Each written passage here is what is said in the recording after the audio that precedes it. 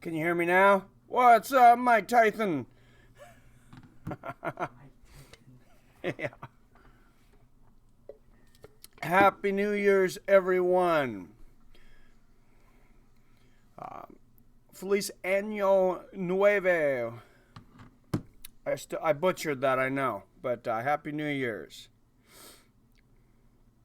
All right, we all good now? Are we be streaming here? It is a live fight companion. It's a play-by-play, so I am streaming, but no, we are not showing the fight. You have to follow along NBC Sports or, yeah, I think that's the only place that it's showing. So, unfortunately, I would lose my YouTube channel if I show the fights. I've already gotten a 90-day stream for something not near as egregious as actually showing the fights. Feliz Navidad, sir. All right, now we can hear you. What is up? We're going to start this quick. How many people are in here for MMA trivia that are playing MMA trivia? Is DJ in here? He is in the lead. He's the only one that's won 3 weeks. We'll give everybody a little bit of time. But, man, Abus Magomedov and Luis Taylor, it looks like that's going to be the first fight of the evening. And they are warming up in the back right now.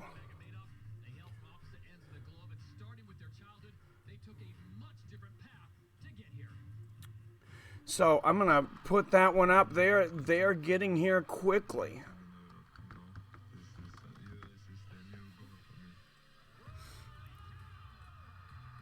Magomedov is originally from Dagestan, Russia.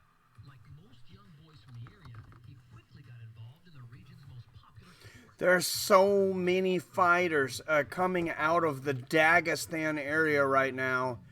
And that is where Magomedov Taylor is out of. That he developed a unique combination of skills. In Germany, it's not the same level of wrestling like in Dagestan, because I've started down with the kickboxing, then I changed to MMA. I think I'm the complete fighter. This PFL season, Magomedov has displayed all sides of his game, at times staying true to his Dagestani roots. This is the middleweight championship. Magomedov and Luis Taylor. Coming up, what is up? Let's start with some MMA trivia and reward those people that are here on time with a chance to pull 1,000 points off the board before everybody is in here. And fights are going to be starting quickly. So here we go. First question for 1,000 points.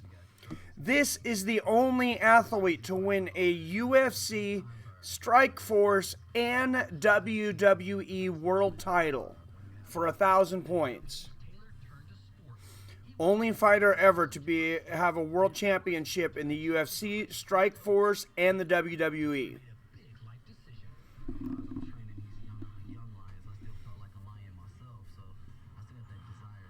I know DJ Mexicano knows this.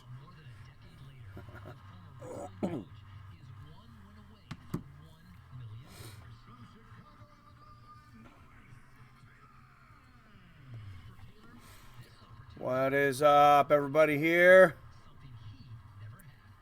Oh, what's up, Winky Play? Ronda Rousey, you are correct, my friend. 1,000 points on the board.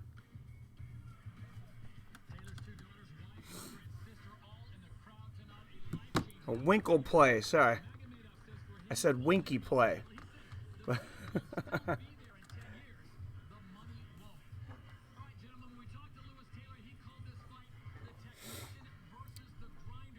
All right, let's throw one more out there, then we'll take a little break. What is the real name of legendary UFC bad boy Tank? Tank came on the UFC scene at UFC 6. He's a legendary guy because he had a lot of crazy knockouts, and he also bench pressed 600 pounds. You can look that up on YouTube. But what is his real actual name when he's not going by Tank? What does his mother call him? Abbott, for this one, I am going to need both names. Sorry, Robert, I should have said that. Because he went by Tank Abbott, not Black Beast, no. No, it is not Derek Lewis.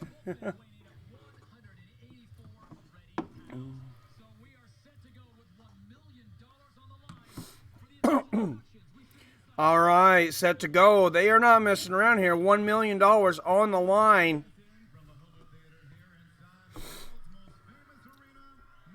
Right now. Well, I didn't say it before, Robert, so I forgot to say it before, so I'm going to give it to you for Abbott. David Abbott. It's David Abbott. It goes by David Tank Abbott, of course. What are you saying, David? Oh.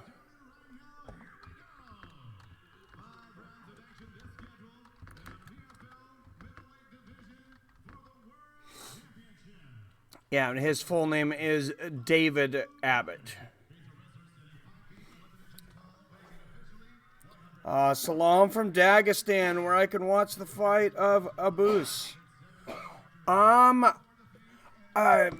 Luis Taylor plus 275 underdog. He is 39 years old. I believe if outside of the United States, you could watch it on Facebook. All of the events up to this point, you could. I'm not sure about tonight for the championship.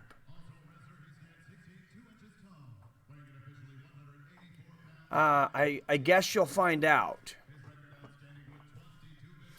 Sorry, but they were showing all the other events on Facebook. So just go on Facebook and type in PFL or Professional Fighters League. I know you can't watch it in the United States on there, but in other countries I believe you can. Why can't we see Obscure 2011?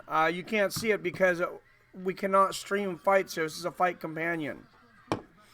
It's a play-by-play, sir. So you follow along. Oh, won't you stream it here? I cannot stream it here now. All right, here we go. Round one. Championship Magomedov versus Luis Taylor. How can I see it? Look up try to look up NBC Sports Network. You can probably get a free trial on like Sling, DirecTV Now, one of those things, or if you have cable, it's on in Facebook. Oh my God! It is all over. Luis Taylor with a flying knee knockout, and he just won $1 million. And his coach just jumps up in his arms. His kids are crying in the crowd. One of his kids is crying. The other one's jumping up and down. What a beautiful scene here for Luis Taylor. Full of tears and $1 million richer. 33 seconds it took him to dispatch of his opponent. That was so incredible. I'm almost in tears. I gotta watch the replay on this. I'm so happy for this guy. There's Ray Sefo there to give Luis Taylor the $1 million. This is a life-changing event for all of these fighters. A lot of these fighters have never made more than $20,000 or $30,000 for a single fight. And Magomedov, they're getting him up. They're kind of telling him where he's at. He's still really not sure, I think, what happened. They stood him up for a minute. They're going to sit him back on the tool here. But my God, Luis Taylor. Let's watch the replay of this. They touch gloves. Enter the center of the cage. Magomedov throws a front kick to the body. Luis Taylor comes back, and it was actually The leaping left hook. Here it is. A leg kick for Magomedov. And then Luis Taylor. Magomedov changed stances to southpaw. Oh, boom. Back to orthodox. And he catches him in the middle. Switching stances. So when he switches from southpaw to orthodox, right on the switch. Boom. Jumping left hook right over his right-hand guard, and Magomedov's head bounces several times off the canvas. And his wife is in the front row screaming. Their whole family is up there in the front row. I see, has one daughter crying, one daughter screaming, and for a fighter 39 years old, not a whole lot of chances left for Luis Taylor. Couldn't happen to a nicer, better guy. $1 million rich. That is life-changing. There's a lot of fighters in the UFC that haven't made $1 million in their that have been in the UFC that haven't made $1 million in their entire career. All right, we got some people in here. What's up? Hi, Mike. This is going to be a good night of fights. Hell yeah, it is. So far, Luis Taylor, 33-second flying left hook. Magomedov was in southpaw. As he's switching stances to orthodox, he keeps his hand just a little low. He's usually really good about keeping his hands up. Luis Taylor times it perfectly. Comes in with the jump left hook right on the temple, knocks him unconscious. His head bounces 2 times off the canvas. And Luis Taylor and his family are going home with $1 million. $1 million motivates. Hell yeah. Taylor win over Magomedov? Yes. Wow, that would suck to be Magomedov. I'm glad he's okay. He's back up. They had him walking around, and then they had him sitting down on the stool. I was just watching back Herschel Walker, and man, this guy is probably more athletic than Yoel Romero. That guy is still insane. You know he's in his 50s, and he does 1,000 push-ups every day. I want to say he's close to 60. He does 1,000 push-ups. He says he does those in sets. And I want to say, I know he does at least 2,000 sit-ups. It might be more. And he does those, I'm pretty sure he said he does those all in one set. Yeah, that guy is insane. He was with Bellator for the Bellator Hawaii.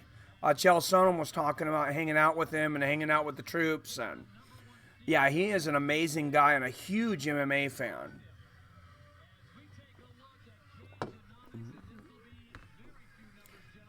Wow. I mean, this is a huge upset, too. At 39 years old, Luis Taylor was a minus 275 underdog.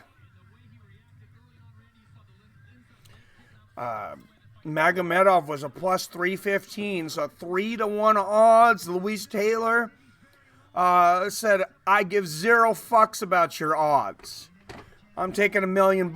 I'm knocking you out, and I'm taking your $1 million. And there's Ray Cepho standing there with the belt. The inaugural season of PFL Championship. Not only will each of them get $1 million, and they got a big check, one of those huge checks for $1 million there. His whole family in the cage, and Ray Cepho now with the belt, putting the strap over the shoulder of the new PFL middleweight champion, Luis Taylor. This is a legendary moment in the history of MMA. This has never happened. When the UFC first happened, it was $50,000, 8-man tournament. One of them was one night was 16, but 8-man tournament for $50,000. This is a $1 million match. He was number 2 ranked from the regular season, and absolutely amazing shot. 38 seconds. What an awesome story. What's up, boys? Good fight. What's up, Zoltan? Good to see you, man. Happy New Year. Hey, Happy New Year to everybody. I'm glad he won because I like Magomedov, but Magomedov's going to get plenty of more chances. Luis Taylor, this is a guy he's been fighting, he's been grinding, he's been spending the hours, the blood, the sweat, and the tears, the sacrifice of his family for, around 17, 20 years.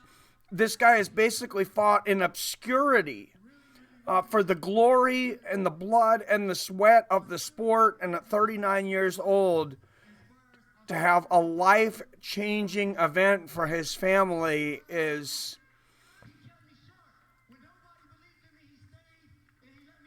it's amazing.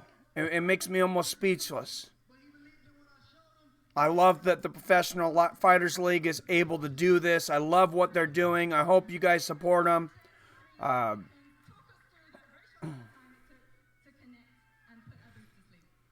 They're in Madison Square Garden. They've been advertising this on billboards.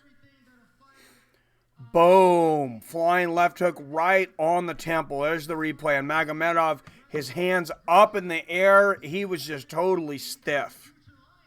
There it is from another angle. It was right on the top of the temple. Right as Magomedov was switching stances.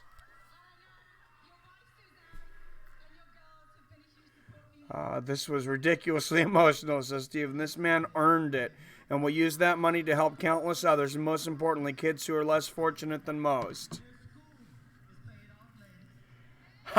He just told his daughter, your school is paid off, ladies.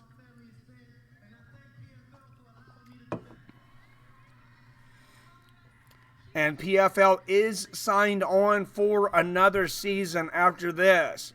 But we have 5 more $1 million prizes to give away tonight. 5 more life-changing events to bring in the new year.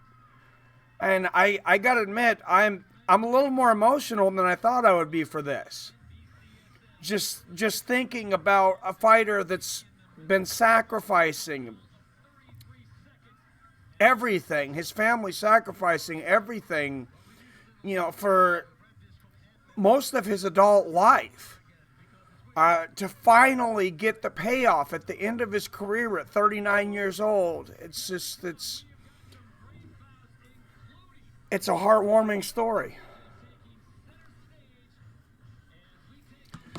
Still to come, Syler versus Lance Palmer for the Featherweight Championship. Natan Schulte versus Rashid Magomedov for the Lightweight Championship. Vinny Magalhães versus Sean O'Connell for the Light Heavyweight Championship. Philipe Lins versus Josh Copeland at Heavyweight. And Ray Cooper III versus Magomedkerimov for the Welterweight Championship. Still 5 $1 million prizes to go. And Magomedov, I'm glad he's up. I'm glad he's moving around. And even though he didn't come out victorious tonight for his efforts to get here, every runner-up will also get $200,000. And I guarantee you that's a lot more than he's ever gotten for any payday in his life. So $1 million is life-changing, but $200,000 is definitely helpful. Obviously, whose life wouldn't be different with $200,000? Oh, and they have you see Conor McGregor has the Proper 12 whiskey commercial. This is the first time I've actually seen the commercial. I don't know if it's the debut. Who do you have winning these? Let me go through. Let me get up the next fight. What did they say the next fight? Let me make sure that that indeed is the next fight, and I'll go through my picks here.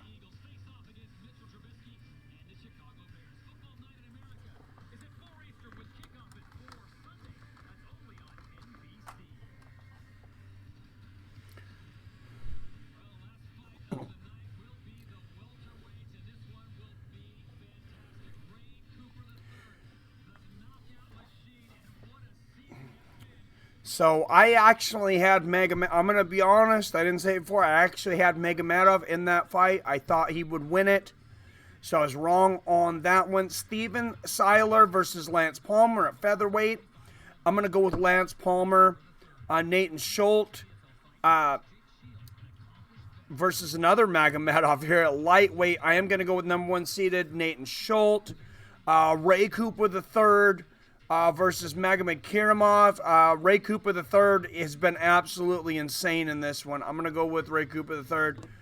Philipe Lins versus the Cuddly Bear Josh Copeland. I'm going to go with the upset here, the number 8 seed Cinderella story. I'm going to go with Josh Copeland to pull off the upset. And Sean O'Connell versus Vinny Magalhães. Vinny Magalhães has finished every single fight in this tournament in the first round. I don't think anything's going to change here. Vinny comes in a big favorite, and appropriately, I have Vinny Magalhães in the light heavyweight championship.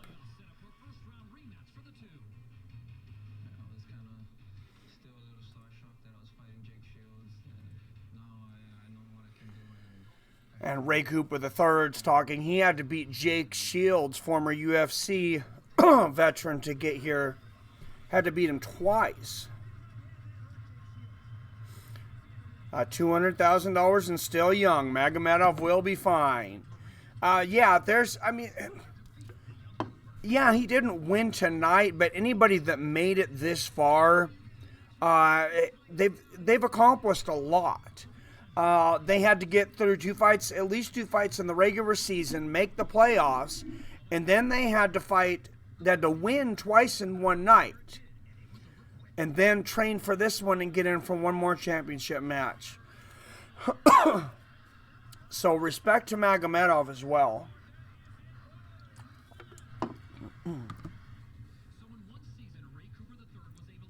So let's have another trivia question here real quick.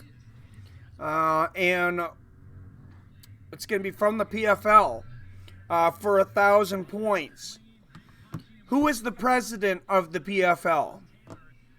He was president of World Series of Fighting. He is a former fighter. And now he's president of the Professional Fighters League. For 1,000 points.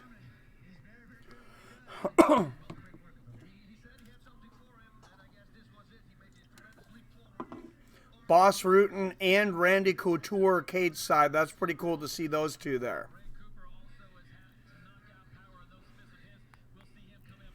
So for 1,000 points, who is the president of the PFL?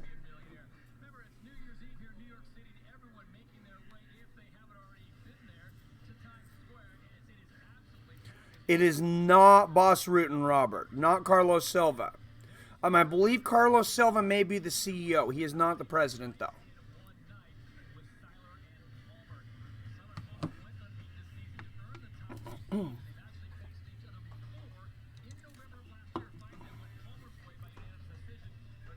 Oh, you guys know this. He was the president of World Series of Fighting.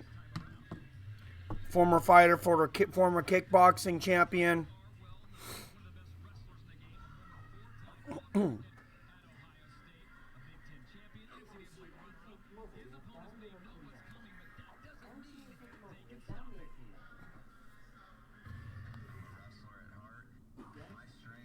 All right, guys. I'll leave that one up there for a while. Who is the president of PFL for 1,000 points? JT 360 MMA. It is Ray Cepho. You are correct.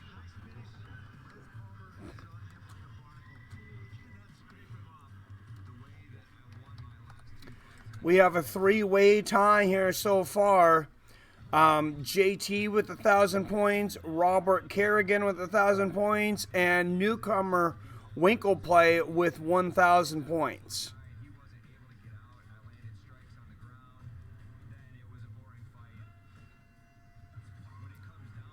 So I'm going to wait a little while, give some people a little bit of time in here before I do all the questions. I have 10 questions tonight, and then I do have a tiebreaker in case there is a tie at the end of that.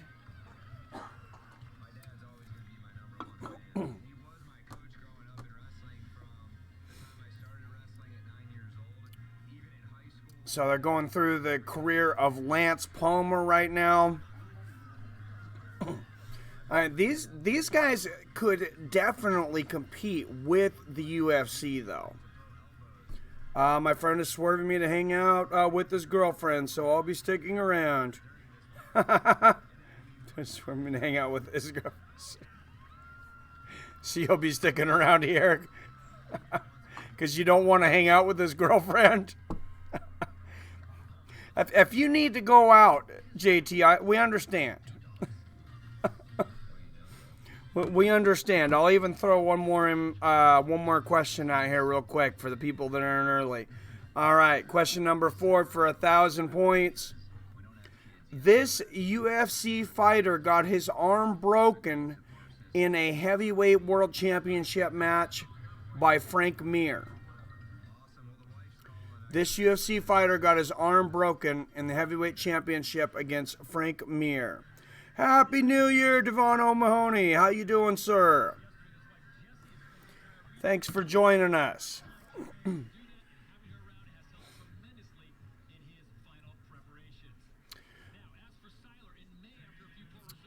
Lance Palmer versus Steven Syler, featherweights coming up. I change the images here. It is not Nagara, no.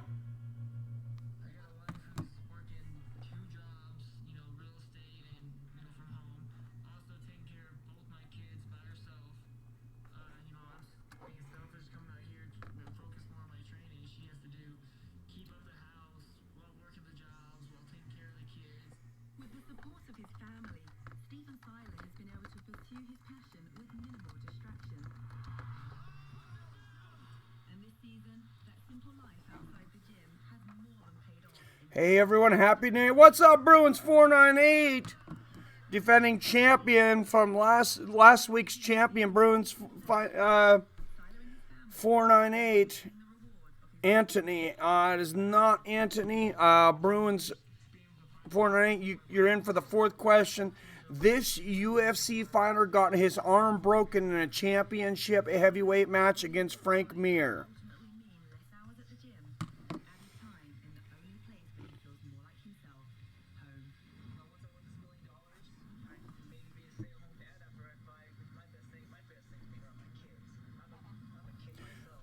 Unless it happened twice, I don't think so. It is Tim Sylvia, Bruins 498. You are correct, sir.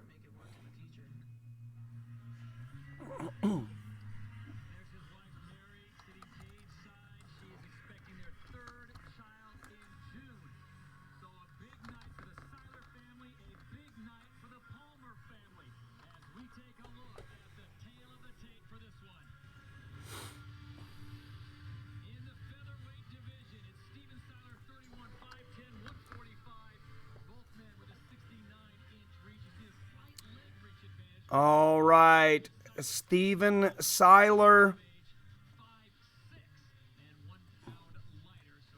and Lance Palmer coming up here at featherweight.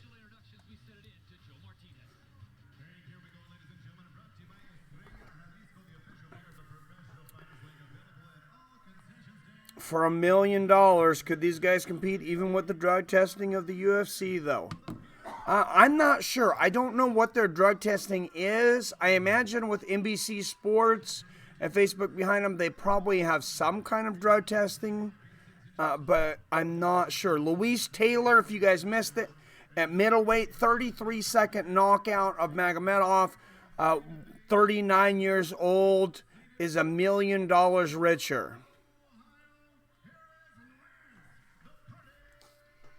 And Lance Palmer, this guy is a fighter that has been around a while as well.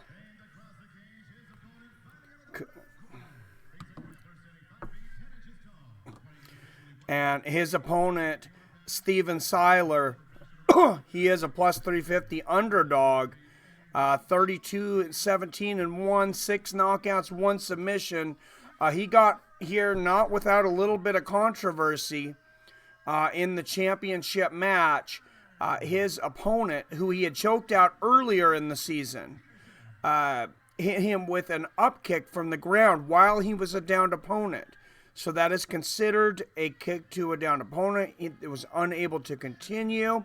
Steven Syler won by disqualification. It was not the way he wanted to get here. Lance Palmer looks like he might have a hard time competing with USADA. That is one ripped boy. I mean, I'm not accusing of anything, but he may have more than 60 picograms of Tyranobol in his body. Lance Palmer moving forward. Steven Syler waiting for the counter. Putting the feeler out there with the jab. Nice low leg kick from Lance Palmer. Both these guys very high-skilled featherweights. A lot on the line here. Steven Syler with an inside leg kick. These guys are being a little hesitant right now. Nobody wants to make a mistake. Inside leg kick there from Lance Palmer. One mistake could cost you $800,000. That's a pretty big mistake. $200,000 is still life-changing, but $1 million, that's your whole family changing. Nice inside leg kick there for Lance Palmer. And Proper 12 Whiskey sponsoring this PFL Championship.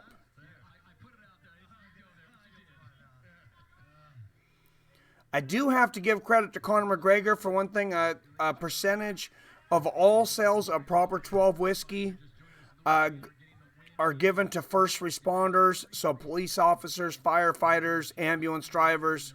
Nice inside leg kick there from Lance Palmer. He misses a left hook, and Syler counters with a right over the top. Nice straight right there from Syler. Syler switching stances to southpaw now, very wide stance. And he lands an inside leg kick there.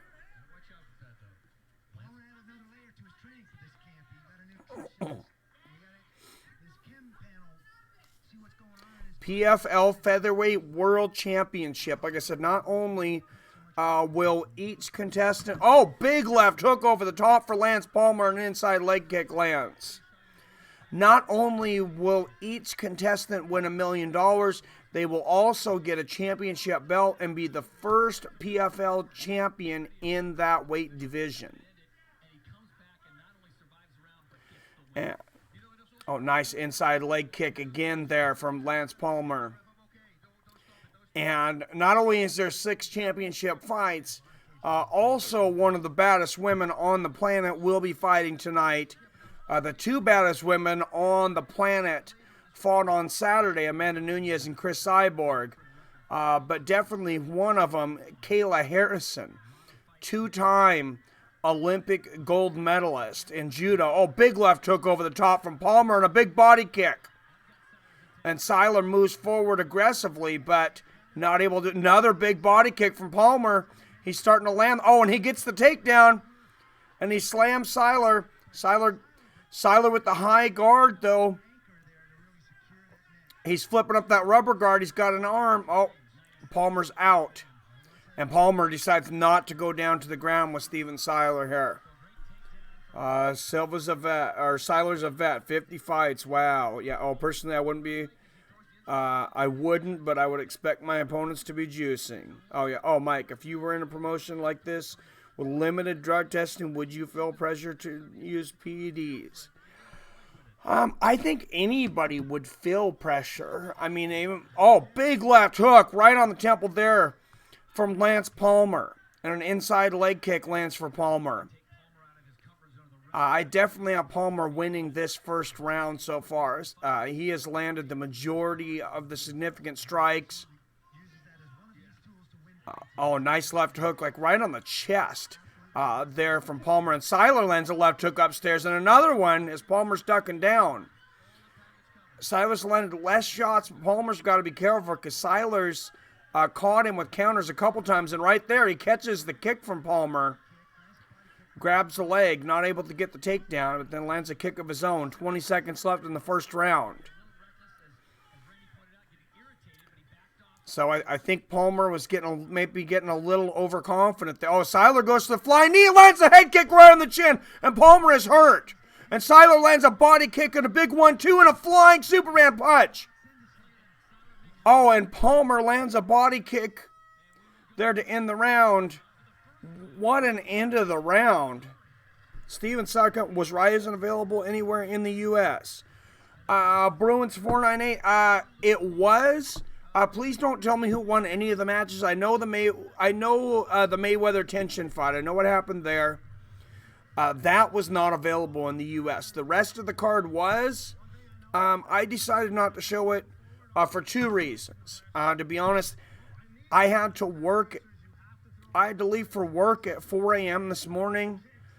So to stay up all night last night to cover that from 10 to 4 and then work and come home, I'm tired as it is. I woke up at 3 this morning. And I'm tired enough. I don't think I would be able to cover this well tonight. And then there was so much angst against Fight TV for no good reason. And Ryzen for not showing the Mayweather fight that I just decided I didn't want to subject myself to that. Couldn't find it anywhere. It was on Fight TV. It's a $20 card. You can still buy it, the replay on Fight TV for $20.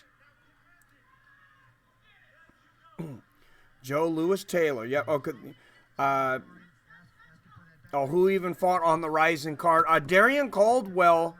Was it Darian Caldwell? Was one of Bellator's champions. Went over and challenged one of Rising's champions. I can't remember which champion it was. I was thinking it was Darian Caldwell, but I may be incorrect. And then some popular Japanese fighters. I couldn't find it anywhere. I'm still going to watch it. I will post some of the fights because the worst that's going to happen to me from Ryzen is they're going to claim the revenue on it, which I'm fine with that, putting it up. But in Japan, they're not going to get me. Now, if I put it in a live stream, I could get a 90-day suspension. So that's not worth the risk. But to post a Japanese fight, the worst I'm going to get is they're going to keep the revenue. So I'll post some of the fights. Nice inside leg kick there from Palmer. And I will have it. I'm working on, finally, the third episode of Fights and Finishes. I know it's been 3 months since I had one, but I started working on it. I'm through 2 of the 5 finishes. I finished up yesterday. Nice inside leg kick there from Lance Palmer. I watched the Rising card. There were a lot of intermissions. It's 4:45 p.m. and I already have 1/2 a 10% 25-ounce beer in me. Nice. Oh, nice straight right there for Syler. I had a bottle of Fireball. Did I lose it here? I thought I brought it over here to my desk. I think I might have set it down somewhere. Nice body kick there from Lance Palmer. We'll definitely have to enjoy some drinks together, though. Lance Palmer gets the takedown, and he is inside the open guard of Steven Syler. Second takedown for Lance Palmer. 2:40 left in the second round. I had him easily winning the first round, and I have him winning this round. All 6 championship matches will be 5 rounds. Sad. Where's David and his Tyrannoball? David's over there. David's around. Hey, David, can you check on the counter and see if I stuck that little bottle of Fireball, if I kept it up on the counter?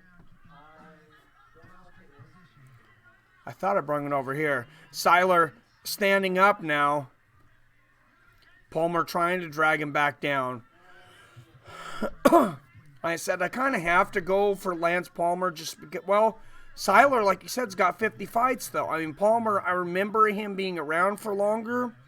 I don't really remember seeing Steven Syler fight before this, but both of these guys are veterans. Both of them definitely worthy of the $1 million prize. What's that, dude? Okay.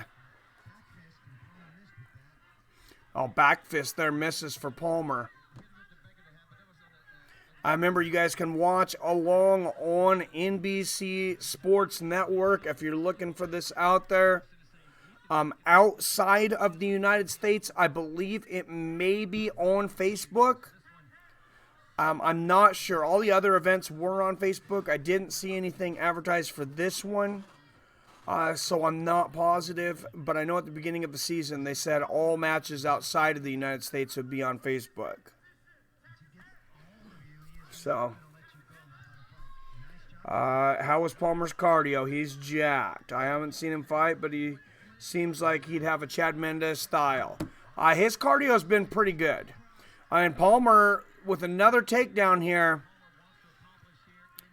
Inside the open guard once again is Steven Syler. Hey, David, grab me a beer. Please. Didn't Syler fight in the UFC? Name sounds familiar. I think he might have. I'm pretty sure Lance Palmer did at one time. I think it might have been way back. But I know I remember that name. Thank you, David. Oh, and Syler working on an armbar here. Lance Palmer picks him up and slams him, but Syler does not want to let that hand go. Palmer's got to be careful here. And that's the end of the round. And I have this 2-0 for Mr. Lance Palmer. Mark Striegel, UFC. It's so darn cold today in Colorado. Glad fights are on to stay in and enjoy. I was surprised by how cold it was this morning because it hasn't been that cold here. And I got up, it was 27 degrees. I didn't expect for there to be ice on my windshield. And actually, I ended up getting behind today because our first truck was late because one of our drivers couldn't start their truck. So I had to go over and help out another store for about an hour and a half. I was a little worried I wasn't going to get home in time. And I actually had to tell her, hey, I can get done as much as I can of this. But I said, I have an engagement to be home by 3 o'clock. And that gave me just enough time to download the graphics, as Dutch guy would call them, or not the images for each fight. And here we go, Steven Syler and Lance Palmer. And I would say Steven Syler actually looks a little more tired than Lance Palmer. That could just be... Oh, Palmer goes for a head kick and falls down. And Syler clinches on a guillotine. Oh, that was pretty deep. Good job of Lance Palmer. Just muscled them off and threw him. Syler 32-17-1. Lance Palmer 17-3-1. I thought he had more fights than that, honestly. What's up, ES Fitness Savage? Crazy Mendes retired. It's not like he's faded much lately, but better in early retirement than a BJ Penn situation. Yeah, I seen he got a pretty good paid. Oh, Steven Syler lands the head kick. Palmer blocked part of that, but that definitely grazed him. Syler seemed to be coming on towards the end of that second round, and now that we are getting closer to the championship rounds, the further this goes, it could go more in the favor of Syler. Like you said, Lance Palmer, JT was saying, he's got a lot of muscle. It takes a lot of oxygen to move around when you're that muscular. Lance Palmer on top of Syler, though, here with another takedown. Syler trying to work up the fence here. Yeah, I was happy to see, even though he lost, Mendes ended with a good payday, $89,000. Not bad. $89,000 disclosed UFC pay plus whatever his Reebok pay is. Oh, nice knees to the rib cage there from Palmer. You could definitely break a rib on the ground with those knees. And Palmer has the back of Steven Syler, and he's getting hooks in. 2:55 left in the third round. He is throwing some ground and pound, and he has a leg hooked here. He's trying to block Syler from coming out the back door. Syler, a great wrestler, but he's a little bit to the side. Syler's got 1 foot on the fence that he could possibly kick off. What he needs to do right now is get sideways. He needs to get sideways and turn himself around, and then he would be in full mount for a minute, but he might be able to escape out the back door if he's able to do that. Palmer's stretching him out. Syler's almost got him off, though. Lance Palmer's really high right here. He's actually too high for the choke. And that's because Syler has worked himself up into that position. Palmer may try to transition into another submission here. He's got an arm here. He may go for a Kimura. It's a little bit of an awkward position for a Kimura, but what he could do is hook his right foot around and go for an armbar, but Syler's out and he is up. Flips Palmer off, escapes out the back door. Great escape there for Steven Syler. Oh, and he lands a right uppercut, and Palmer lands a big left hook. Now these guys are exchanging power shots. The filling out process is over. Body kick lands for Syler, and Palmer with another takedown. And again in the open guard of Steven Syler. That is the 5th successful takedown for Lance Palmer. That, coupled with dominant striking and a close to fight ending submission, that dominant position, I have him winning the third round with 45 seconds left. If he's able to hang on and win these first 3 rounds, Steven Syler would need at minimum a 10-8 round or a finish. Syler with a high rubber guard here, trying to figure out some kind of submission here. Lance Palmer throwing ground and pound to the body, but Syler, a submission specialist. Palmer's being careful not to get his arms in here, not to let Syler get a hold of those arms or to get that rubber guard up too high. Oh, and Syler going for an omoplata. Palmer lands a couple hammer fists and get out of it, and he's going to stand back up. And that's going to be the end of the round, and we're headed into the championship rounds.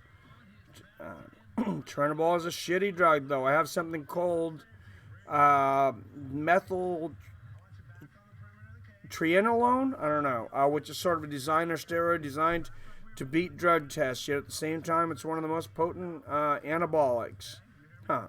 What's up, Andrew? Happy New Year. UFC Korean Ring Girl. Nice. Palmer's never fought in the UFC. Thank you, Bruins. I don't know where I remember him from then. Maybe it was Bellator.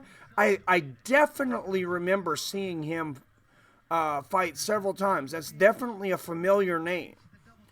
I'd have to look him up on SureDog when I got a chance, I guess. Syler was in the featherweight tough season and tough 14. Thank you. What's up, Lone Wolf? Happy New Year. Never had a client fighter test positive for methyltrianolone. Maybe you need to tell Bones that. Crazy that Paulo Costa lost on tough. What's up, Winkle Play? Which round? It is the 4th round now.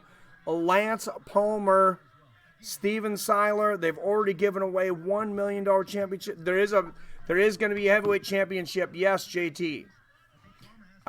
It is Philipe Lins and Josh Copeland. It is the 4th round. I have Lance Palmer, who is 16-3 coming into this, winning the first 3 rounds. Steven Syler, 37-17-1. So right now I have it 30-27 Lance Palmer. Syler's going to need at least one 10-8 round. I think to even get this to a draw, and I don't know, and if they go for a draw, I don't know what they're going to do. But nice low leg kick there for Palmer. But he needs at least one 10-8 round, like I said, or a finish here. And I think Steven Syler knows it. His corner's got to be telling him he's winning. How would Palmer do in the UFC? There's some guys he could beat. I mean, 145 is not as competitive as 155. Oh, nice inside leg kick there from Lance Palmer. I think he'd be a top 10, top 15. It's hard to say. I mean, I don't see him competing with Max Holloway or Brian Ortega.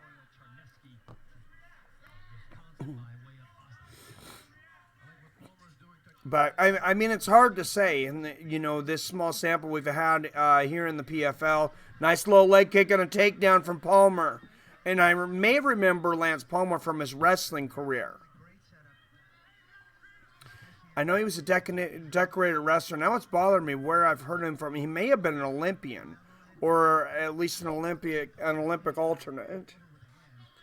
Who do you think is the best young fighter outside the UFC? He is in Bellator.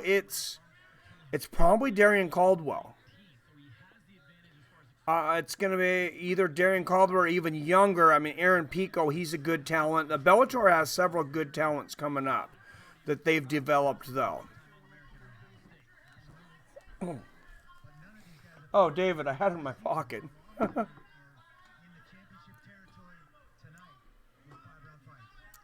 And Lance Palmer just landing ground and pound. Not a whole lot to call here. Lands a couple body shots here. But Syler's just on his side here. As Lance Palmer just kind of holds him helpless and, landing strikes where he wants to, but not really working to finish this fight at the moment. Split the million in a draw or have an extra round. That's what I was wondering. I don't know what the rules are in New York. I don't know if you can fight more than 5 rounds. See, that's the thing. I don't believe they can under the unified rules of MMA. Because that's why in the playoffs they had a 2-round fight and a 3-round fight. They fought twice in one night, but it was a 2 and a 3-round fight because they wouldn't allow them to fight more than 15 minutes. That's the rule, is 15 minutes. I'm sorry, 25 minutes.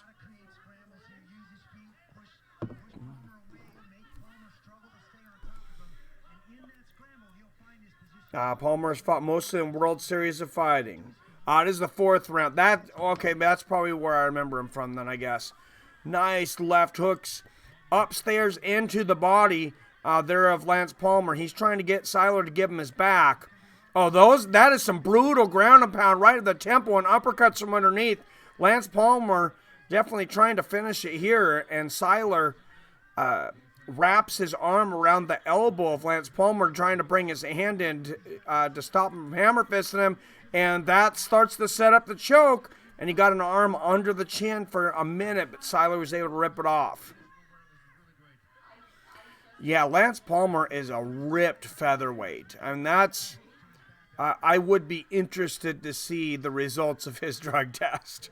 I'm not accusing anybody, but that's ES Fitness Savage. Are you watching this live on NBC Sports? I'd be curious what Fitness Savage thinks. Big right hands to the body. They're from Lance Palmer. He's been attacking that rib cage, right on the rib, right on one specific spot of the rib cage on that left side, also where the liver is. He was landing some knees on the ground earlier, and I'm surprised. I don't think I've ever seen someone land a liver shot, or at least not a debilitating liver shot, from the ground and pound. That'd be interesting to see. And we're going into the 5th and final round. Palmer. So 5th round, Lance Palmer, I mean, he looks good. He's breathing with his mouth open a little bit, but for carrying all that muscle. And they're showing the replay. Syler threw a right uppercut while Palmer ducked underneath it, actually, and got the double leg takedown. Very athletic move. Then they show him landing some knees on the ground to the rib cage of Steven Syler. And then he's really on the ground been attacking that left side of the rib cage. And that's around, like I said, where the liver is. So, and I have this 40-36 Lance Palmer. Steven Syler definitely needs a finish here to have a shot at that $1 million. Will Lance Palmer carry it for one more? Oh, and he lands a body kick, goes for the takedown, and Syler, great takedown defense. Syler 32-17-1. Like I said, Lance Palmer 16-3 going into this. This is the PFL Featherweight World Championship for $1 million. Nice body kick for Syler, and he goes for the takedown. Catches Palmer a little off balance, but Palmer not able to get the takedown. Palmer dominated World Series of Fighting, 145-pound division for a long time. That's probably where I remember him. What's up, Pulse Reloaded in the house? Happy New Year, sir. How are you? I don't know how I missed the Pulse Reloaded earlier. All right, 3:50 left in the 5th round. Lance Palmer's 3 minutes and 56 seconds away, but Syler lands a knee to the body, and he's trying to make Lance Palmer make an $800,000 mistake in this last 3.5 minutes. Palmer lands an inside leg kick there.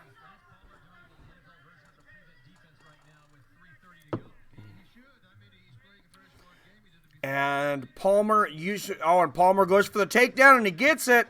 Grabs one leg, swings Syler around on the ground here.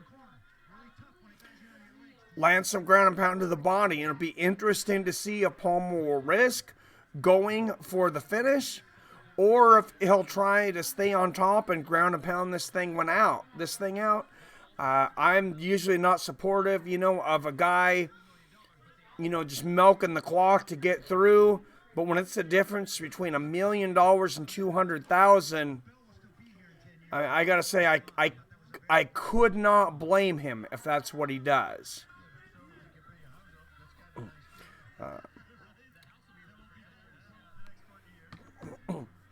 2:40 left in the 5th round. All right, and at the end of this fight, don't go away because we'll throw out another trivia question. I haven't seen DG tonight.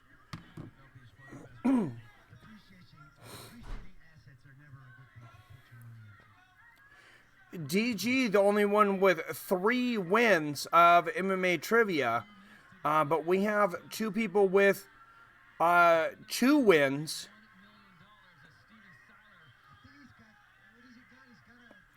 Oh, nice right hooks to the body there. And Bruins 498 won last night. JT has a win this season. Oh, big right hands to the temple there from Palmer.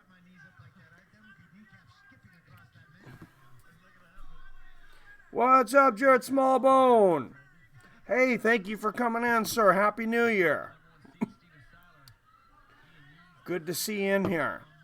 And Palmer landing left hooks to the body here, trying to work through the guard of Steven Syler. Syler bringing that rubber guard up. He's got that left foot way up. And Palmer brings it down. And he lands a couple left hooks up stairs, and now some left hooks to the body. Now working on the right side of the body of Syler. That's just the way, the position he was in. The whole rest of the fight, he's been working on that left side of the body of Steven Syler, brutalizing with body kicks, grounded knees to his body. Oh, and there it is again. Oh, and he lands a couple more left hooks, big left hooks to the temple of Syler on the ground here. And, oh, man, right on the temple. I'm going to tell you, Steven Syler and Palmer looking up at the clock now, seeing how much time he's got left. Syler grabbing the wrist of Palmer, trying to keep from getting hit. Oh, Palmer lands 2 more big left hooks there, and it looks like Palmer might take one more attempt at a submission here. Just trying to rip Syler's arm back. Oh, big left hooks and a big left uppercut under the chin. Steven Syler is earning that $200,000 tonight. Palmer's beating it out of him. Oh, big left hook and hammer fist to the head and the temple. One on the back of the head there. The referee didn't say it was accidental. And that should be a dominating unanimous decision for Lance Palmer. And he should be the new PFL featherweight champion. Thoughts on the announcing crew with Boss Rutten and Randy Couture. Randy Couture, Randy's doing a great job. Boss always does a great job. I think that's a great team. I think it's been a huge mistake by the UFC to not go after Boss for so many years. If they were going to let, Mike go and keep Joe, I would have brung in Boss Rutten and teamed up Boss Rutten and Joe Rogan. I think that would be magic. I think he's one of the most entertaining announcers out there. And Randy Couture, like I said, he's done a great job, and he's really learning how to handle himself on the mic and how to relay all that knowledge he has to the fans.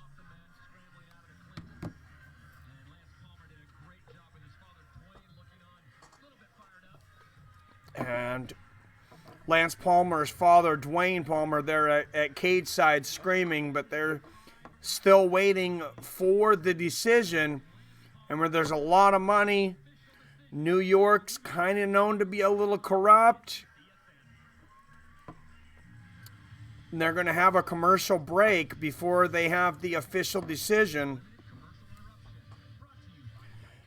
And that gives us time for another trivia question.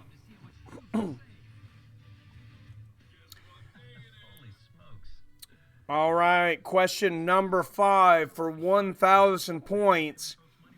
This fighter's nickname is Girl-illa, not gorilla, like a girl. Girl-illa. So the only one that she goes by Girl-illa. She is a UFC fighter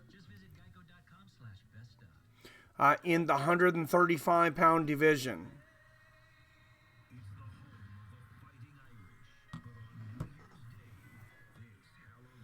Anybody know what UFC fighter's nickname is Girl-illa?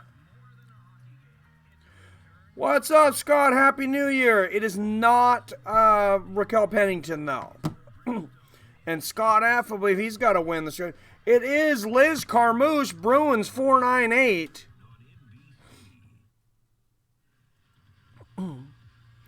And Bruins 498 takes sole possession of the lead with the 5th question here, 2,000 points.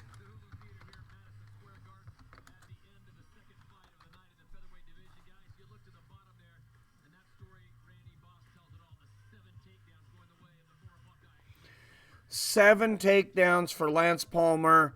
He dominated the stand-up. I would be very surprised to see this go any other way than unanimous decision, Lance Palmer. But we've seen some strange decisions in combat sports. That was a complete shot in the dark. Wow. All right, here are the totals.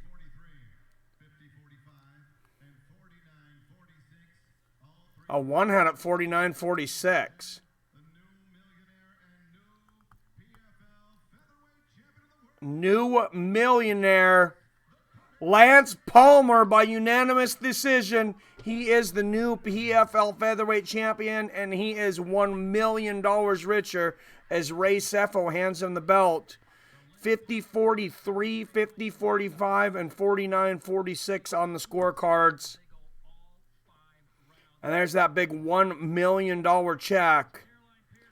Not quite as an emotional reaction out of him as is the first match from Luis Taylor, but I kind of wonder if it's really sunk in for him, and now he seems to be holding back the tears. As PFL CEO Carlos Silva comes over and hands Lance Palmer that big check.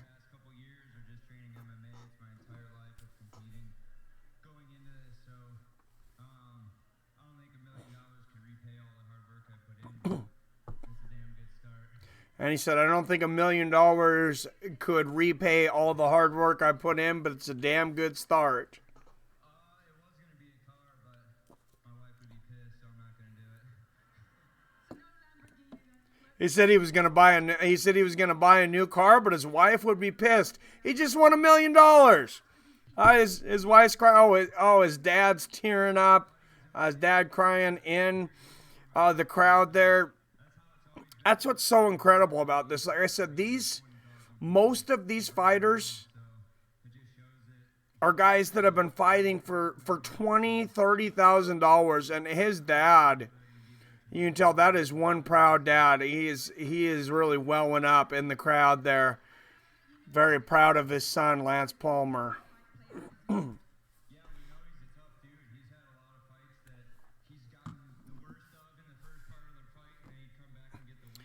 And Steven Syler, I mean, he was an underdog coming into this one, but that guy's always a live dog. He's been down in fights and came back this whole season. And he comes in, Steven Syler comes out of this thing $200,000 richer, and nothing to scoff at. Definitely the biggest payday of his career also for Steven Syler, but $200,000, that's a lot. Oh, and he gets a big French kiss from the wife for that one. You win $1 million, I guess you get the whole thing. And dad comes in and hugs him. Mom's there.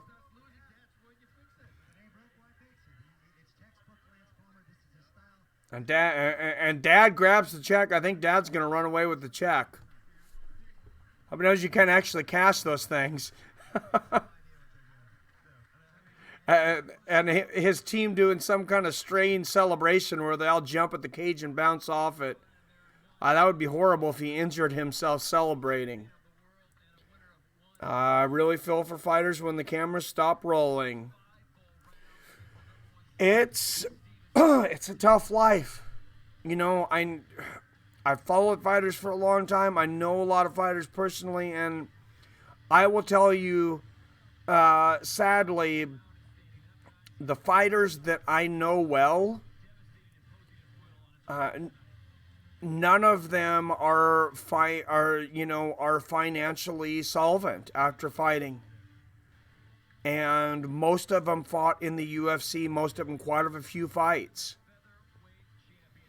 And I mean, I don't want to go too much into their personal lives, but I mean, they've been pretty honest with me, and it's most of those guys from the early UFC, they have to have something, definitely have something big afterwards, because there's, a lot of them, there's nothing left. They spend it all on training and promoting themselves. And Kayla Harrison, PFL record 2-0, 1 knockout, 1 submission. Let's not forget the 2-time judo gold medalist. She'll be having her 3rd professional fight tonight. Do you think the PFL could be a serious competitor for the UFC, 1FC, and Bellator? Absolutely, Winkle Play. 100%. Definitely for Bellator and 1 as far as the US is concerned. It might be a while before anybody really competes with the UFC. I mean, I guess it kind of depends on what your definition of competing is. As Connor would say in the Palmer household, it's a red panty night. Oh yeah, he's having a good night. He just won $1 million. He better be getting laid. Give it up, Miss Palmer. Your husband has earned it.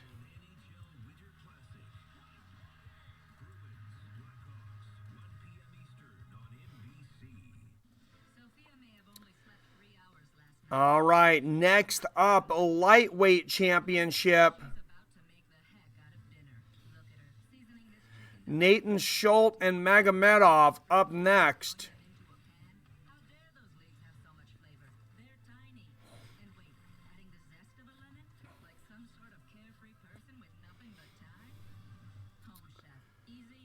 So, like I said, I'm a big supporter of the PFL. I would love to have them as a sponsor for the show.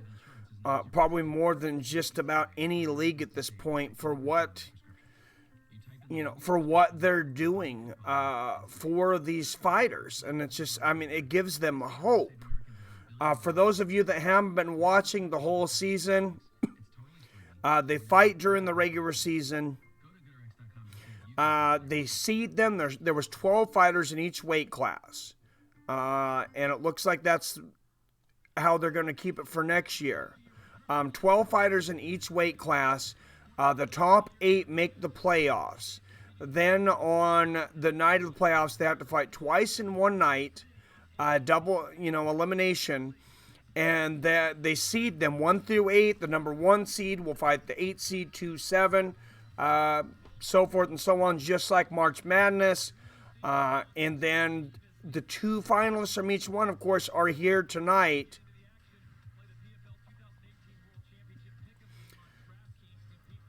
And I didn't even know about it. I guess DraftKings has been doing a PFL pick'em. This is the first season. I will definitely want to check that out next year.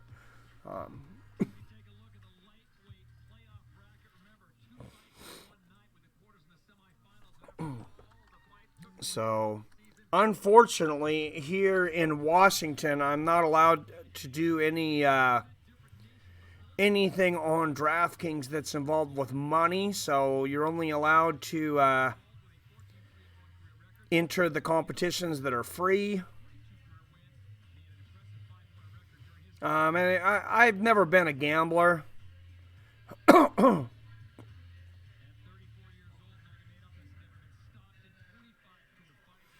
But Magomedov, 22-2-1. Natan, Schult coming into this 14-3.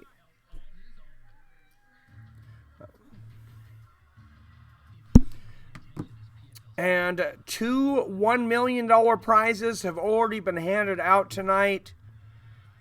Louise Taylor at middleweight, 39-year-old Louise Taylor, wins $1 million and becomes the PFL middleweight champion. Lance Palmer, a veteran of World Series of Fighting, as I mentioned, became the featherweight champion and also has walked away with $1 million tonight.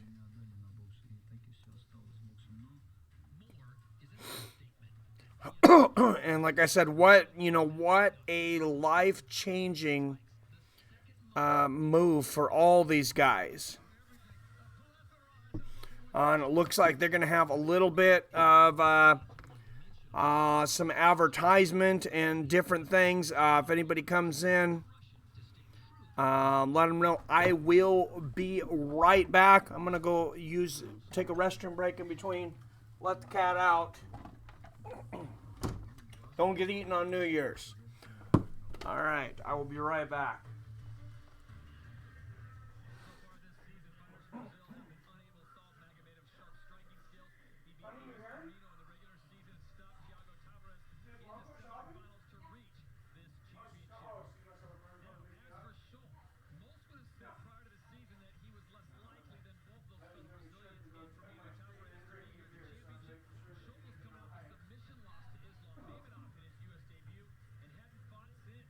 Here's the story as told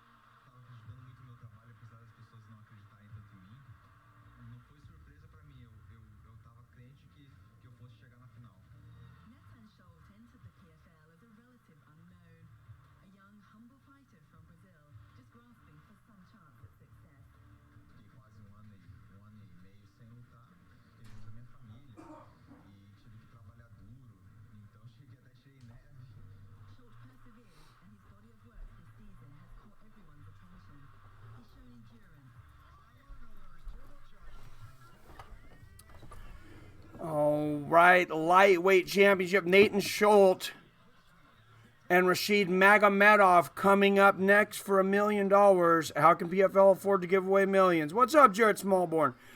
They're financed by NBC and Facebook. So they have some money behind them. And they are signed on for another season. How Race FO lined that up, I'm not sure, but I got to hand it to Cepho. that is some OG stuff.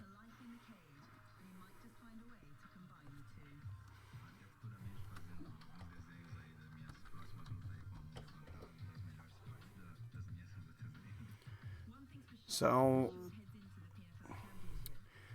this PFL stream brought to you by Onnit, the most effective natural supplement company in my mind on the market, and the only supplement company that's had supplements certified by the USDA. That is not something that the USDA usually oversees as a supplement company. But Onnit, Total Human Optimization, the home of Alpha Brain, Shroom Tech, New Mood. They also, if you're into weights, they have kettlebells that look, like different monsters and demons and gargoyles. They have Marvel plates, so you can get weight plates with the Hulk, or looks like the Captain America disc.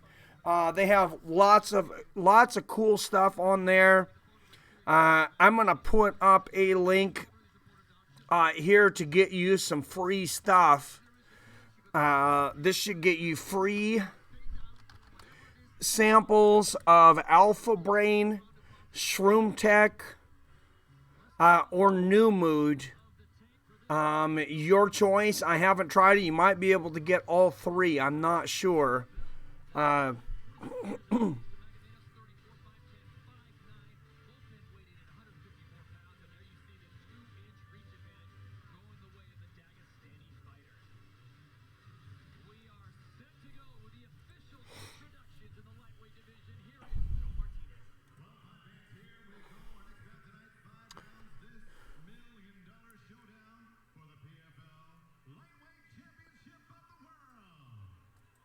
But yeah, let's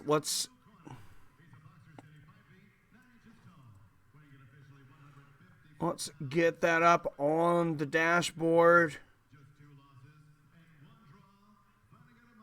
And that link should work to get you some great free supplements. Like I said, I use Alpha Brain all the time. I also use New Mood, and they've replaced, for me, prescription drugs that I had been prescribed. Natan Schulte, MMA record 14, 3-1, 4 knockouts, 6 submissions. He is a plus 162 underdog tonight. So that's pretty close odds. I'm picking Natan Schulte to win this one. Referee is Todd Anderson. Remember, if you use that link, please save that link, because if you order anything from Onnit, every time you take a free trial, $10 goes back to Fights with Friends.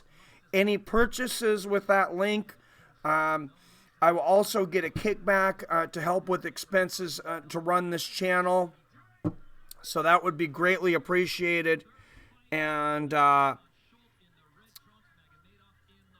here we go.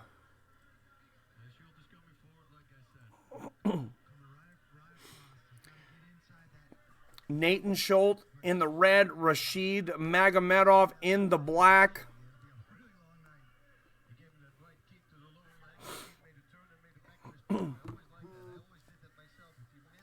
They're part of the mafia, Jared. Now, a nice left hook up top for Schulte, and he's going to go in trying to get double underhooks. He has double underhooks here on Magomedov. Lands a couple of inside knees. Magomedov, he's got to be careful. Looks like he kind of grabbed the shorts there for a little bit. He's trying to put his hand in between the legs of Schulte. Gives him hammer fist to the outside of the thigh there, kind of like a dead leg. There from Magomedov. Magomedov lands a right hand up front, and Schult goes for a sweep. Magomedov does a good job of shifting his body weight to his back foot as Schult tries to sweep out the front foot of Magomedov. Schult going for a Tayatoshi there. Judo throw there. Schult blocking it there, though. Schult's got some wrestling and judo background. Magomedov, Rashid Magomedov with some sambo. He has a history in sambo, which is, has some similar throws to judo. And Schult again there goes for the Uchimata, actually, a judo throw. And Magomedov blocks it. Schult lands a couple of knees to the body here. And the instep and a foot stomp. That's like an old school Marco Huas foot stomp. And now Magomedov with underhooks off of the fence, though. Let's see if he can shift positions and push Schult into the fence. We need another MMA organization that produces product overseas. That produces product over... Oh, yeah. Well, Bellator, they have a lot of people coming from Russia. PFL does. Schult with another inside knee out of the thigh there. Magomedov, and they're just exchanging knees to the inside of the thigh right now. I'll tell you, right now it's Dagestan. MMA fight, a lot of... Oh, and the Uchimata, and he got it! Schult with a beautiful Uchimata transitions onto Magomedov's back, and Magomedov's able to escape, and he lands a front kick to the face and 2 front kicks to the face from Magomedov. And he throws a spinning wheel kick. He missed that one. Lands a body kick, though. Natan Schult with an impressive Uchimata throw, transitioning to the back of Magomedov. But Magomedov able to escape out the back door, stands up and lands 2 front kicks to the face of Natan Schult. Great flurry there. Magomedov landed a front kick to the body and a nice left hook to the body there. And he's continuing to concentrate those leg kicks on the inside foot of Natan Schult. Right on the instep there. Natan Schult pressuring Magomedov. Magomedov waiting to counter. Good job of Magomedov to check that kick there. Lands a leg kick of his own. Nice body kick from Magomedov. And Magomedov throws another kick to the head that barely misses. Oh, nice right hook upstairs from Natan Schult and the left hook to the body. And Natan Schult lands the body kick. Magomedov with another leg kick. A nice right hook upstairs there for Schult. Oh, Superman punch lands for Magomedov. And I think these guys are through the filling out process, at least as far as the first round. Big straight right and a left hook lands for Schult. And Magomedov clinches. Schult pushing Magomedov up against the fence. Oh, and Magomedov gets underhooks, turns Schult around into the fence, and they break and they're back in the center of the cage. Magomedov throws a spin kick to the body, misses, lands an outside leg kick, 20 seconds left in the first round.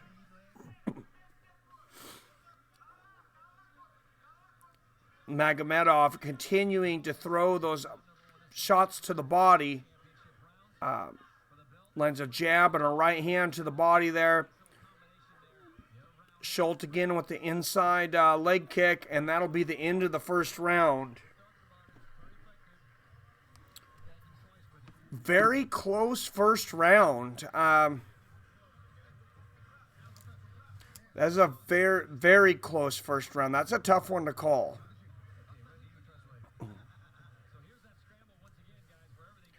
I'm going to give that one to Natan Schult. I think that it was almost a draw round outside of Natan Schult getting that throw and then gets on top. Does make the submission attempt.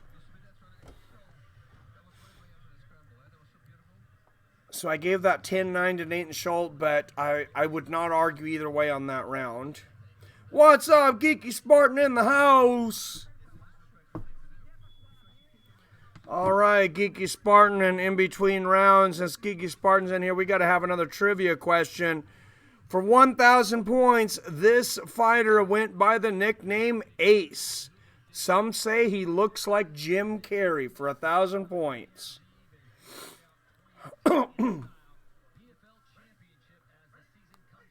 Happy New Year, Spartan. All right, here we go. Round 2. Natan Schult and Rashid Magomedov, lightweight division for $1 million in the lightweight championship. Bruins 498, it is Rich Franklin. What's up, Super Tramp? Happy New Year, sir.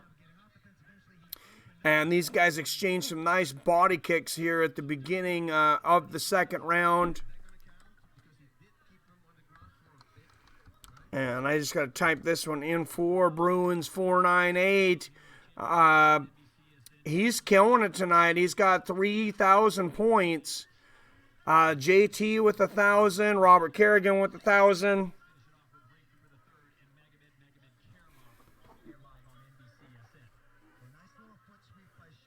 Thank you, sir. Happy New Year. Oh, the teachers is a Super Tramp. Good evening, gentlemen.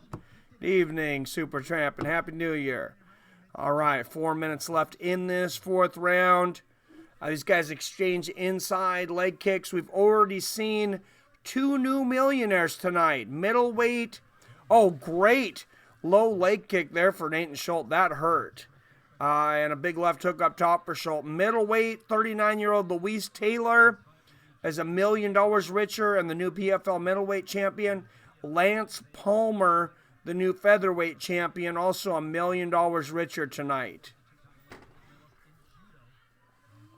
I'm here to win, says Super Tramp. Eye pokes and fish hooks. Oh, nice straight right there for Magomedov. Well, bring it. What's everybody drinking tonight? It's New Year's. You gotta have your beer, your choice of alcohol. Oh, body kick and a head kick lands for Magomedov there. There's a low leg kick there for Magomedov. He seems to be getting the better of this round.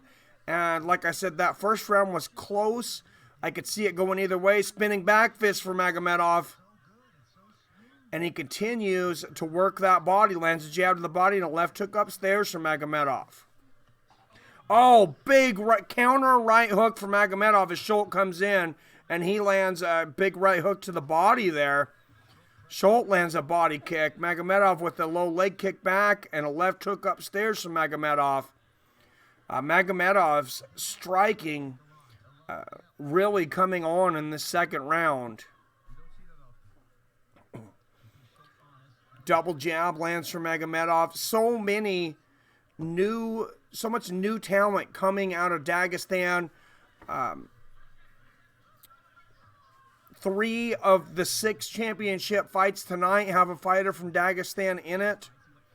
Nice right hook there for Schult. Oh, and a big left hook there for Natan Schult. Right hook for Magomedov. Told my girlfriends to... Oh, Jesus. Old smoky moonshine. Nice. Actual moonshine? I've never had real moonshine. I've had some great apple pie, but we have a friend that makes homemade apple pie. He squeezes the apples himself every year and makes... last year he made about 5 gallons of apple pie and gave us a half gallon of it. And that stuff, I swear, you could really get in trouble with that stuff because, I mean... it tastes just like it sounds. I mean, it tastes like you're drinking an apple pie. It's delicious. And then, 6-8 ounces later, you're falling on the floor. She's drinking red wine. Nice. I've never been a wine fan. The only wine I've been a fan of was ice wine.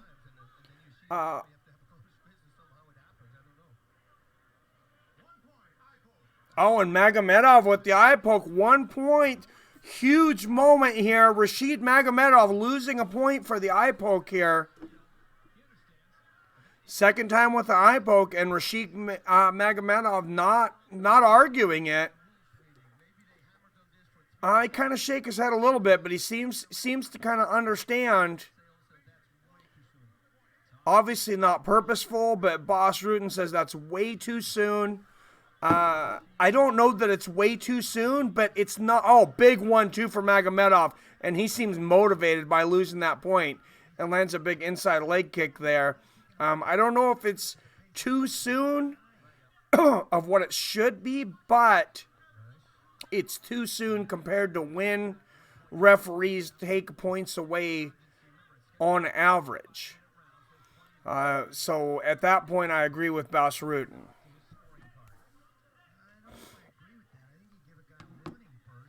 Boss. Oh, no warning. I thought he had gotten a warning. Boss said there was no warning. I've never seen that. I've never seen someone get an eye poke or a low blow and get a point taken away with no warning. Right hand lands for Magomedov, and he is winning this round pretty handily. That's a shame that he's going to get a point taken away. Oh, big right hook to the body there from Magomedov. They better call it, they better call it fair. If Schulte has an infraction here, they better take a point away the same. Nice right hook to the body there from Magomedov.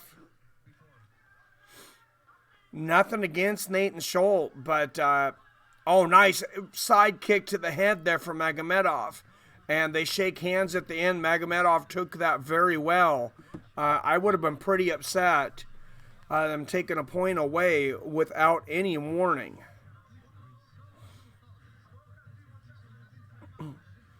Like I said, that is pretty much unheard of, where you take a point away for absolutely no warning whatsoever.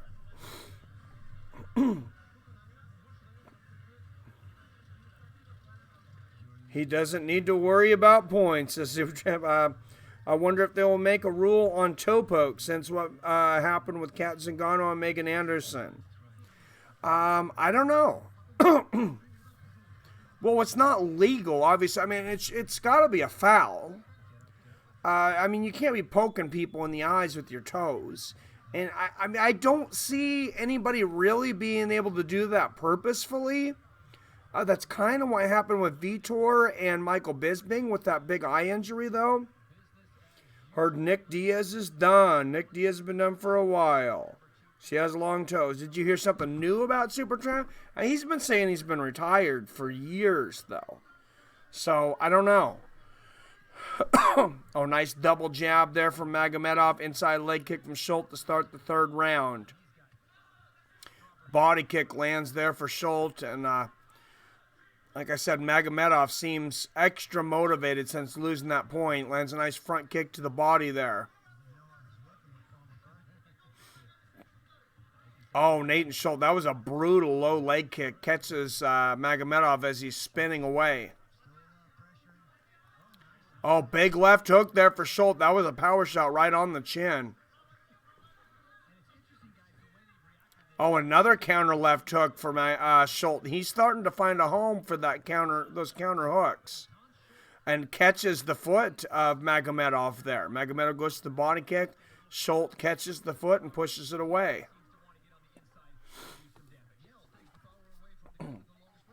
Oh, big right hook over the top and a left hook to the body for Schult. And he goes for the takedown. Magomedov, good defense to block it there. Has Tommy Toehold. Tommy Toehold, by the way, Diaz versus Askren. I would love to see that fight. I think Diaz has been away too long, though. So I don't know that I see that fight going well for him. I mean, he doesn't like to fight wrestlers, so unless they throw a ton of money at him, I really don't see him taking that fight. Now Schult lands a knee to the body there. Looked like it might have been a little low. No argument for Magomedov. The referee was on the other side of Schult. So I don't think he could have seen it from the position he was in. Schult looks like he's trying to set up that Ichimata again. He landed that earlier in the fight. Nice knee to the body again there for Schult. He's got to be careful not to go low, though. This referee likes to take points away. Nice left hook there for Schult, and they're back in the center of the cage. Oh, big right hand bomb for Magomedov.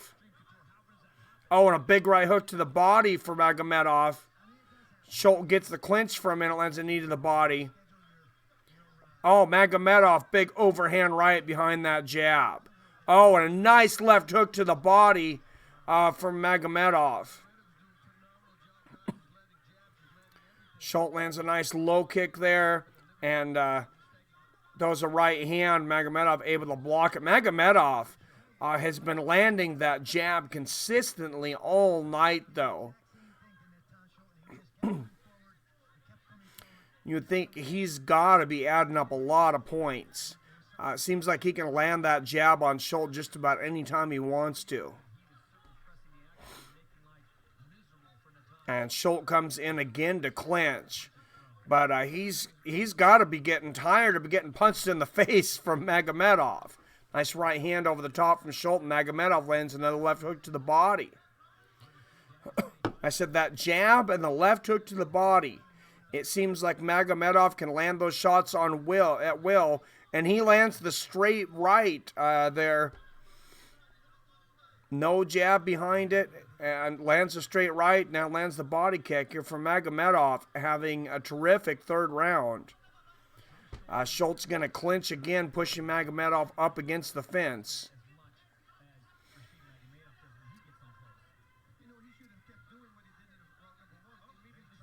Oh, Schult very close to getting a sweep there. Great balance by Magomedov to stay up, and they're back in the center of the cage. And they exchange jabs. Schult lands a little uppercut, right uppercut underneath there. And he's trying to get in close. Schult wants the dirty box here. He wants to get in the clinch up against the fence and work that dirty boxing. Magomedov wants a little more space. Schult lands an inside knee there, and he's inside. This is what he wanted. He's on the inside up against Magomedov. He lands a knee to the body, and Magomedov breaks free, though. Back in the center of the cage. Magomedov lands that jab again. Magomedov loves space. He loves to have just that arm's length distance between him and his opponent. Big 1-2 for Schult, or for Magomedov, and Schult lands a left hook over the top. Oh, Magomedov, nice spinning back kick to the body. And Magomedov going for a Superman punch at the bell. Misses, but that's got to be a round for Magomedov, I would say. He needs to stop him to avoid a decision since he lost the point. Well, he's won, I believe he's won at least 2 of the 3 rounds. So he could still be up on the scorecards at this point, and it's a 5-round fight. All right, question number 6 for 1,000 points. This man was the first UFC heavyweight champion ever in the history of the UFC. Who was the very first heavyweight champion? It was not Dan Severn. Mark Coleman, Bruins 498.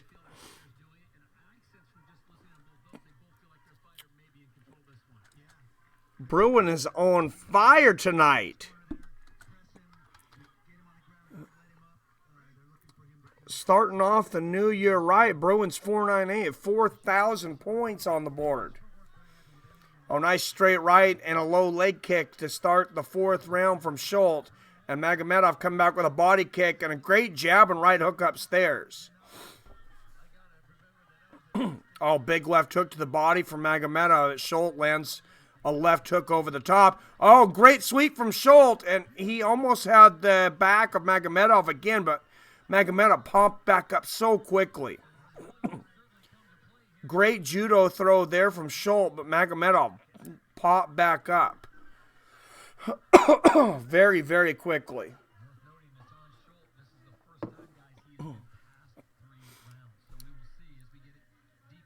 And some big right hooks to the temple there for Magomedov. Schult looks like he may be slowing down some.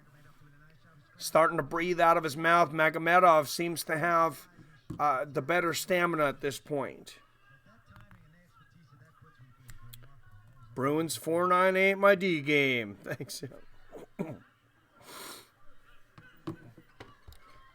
Nice inside knees here from Schult. Remember, I had him winning that first round. So on my scorecard, if he can get this fourth round, it would be a tie fight going into the last round.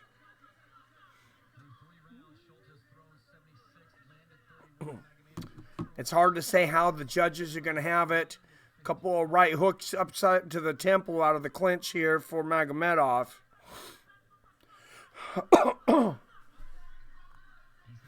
Natan's wife at cage side screaming. And I gotta say, when you're going for $1 million, these guys end up with some pretty good looking women on their side. I don't know if those women were there at the beginning of the season. A nice knee to the body there from Schult. A big 1-2 in a right hand for Magomedov. I'm usually not huge on CompuBox, but Magomedov has a 198-81 lead in the strike category. That is significant. And Schult going for another takedown and gets it. Trying to get the back of Magomedov. Magomedov pumps back up. A quick and he gets that belly to back. Slams Magomedov again for just a second. Magomedov pops back up again, but he's hanging on Magomedov's waist. That was more like an agoshi. The judo throw, Boss Rutan saying, talking about the judo of Natan Schult. A lot of you had asked me in the past, do I think judo is an effective art for the mixed martial arts? Well, I don't think any art by itself nowadays you can get around, but the judo is definitely helpful. And Schult gets an Ochigari there. Nice judo throw there for another takedown. And there he slams him there with an Ogoshi. Natan Schult testing my old judo vocabulary here, bringing out the plethora of throws here. On a nice knee to the calf of Magomedov. And he's throwing, and that big gruesome redness there. That's something I don't see. I see a lot of knees to the inside of the thighs, I guess because you're facing the opponent. I don't see the calves, I think, attacked as much as you would think in MMA, and maybe that's, because you have to have the back of the opponent's leg. But you get somebody's calf to start cramping up or to seize up on them, there's going to be an issue. Oh, great knee to the body there for Rashid.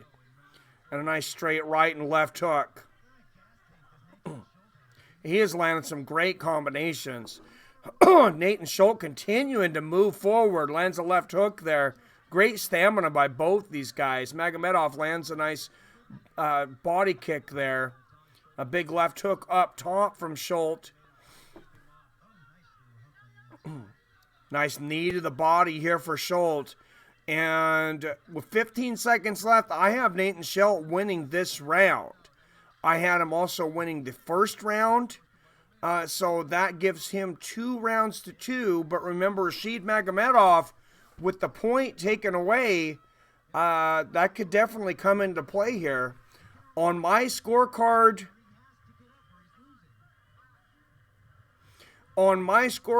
Rashid Magomedov needs a 10-8 round or a knockout to win. A 10-9 round would give him a draw. UFC events have been held at this location, the East Coast largest casino. I'm not sure. Plus 3,000 super chat. Hi, Dad. Hello, you getting out there? Yeah. All right, honey. Have a happy New Year. Love you. I love you. Have a good time. Stay out of trouble. Oh, yeah. I know you will. All right. I'm going to go play the cameras with Gio. All right. Have a good time, honey. Thanks. Love you. My daughter going off to a New Year's party, supervised by many adults, of course. Oh, she's laughing as they go out the door. Maybe not. All right, here we go. Round 5, championship round. Natan Schult starts the round off with a nice 1-2. Inside leg kick from Rashid Magomedov. A nice left hook from Natan Schult. Now remember, I said that first round I thought could have went either way. Natan Schult 14-3-1 coming into this.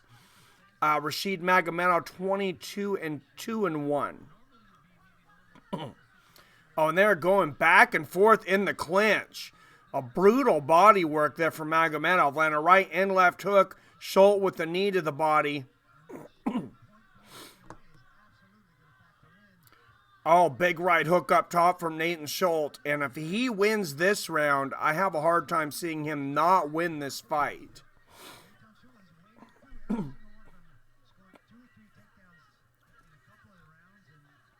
Nice straight right there from Magomedov.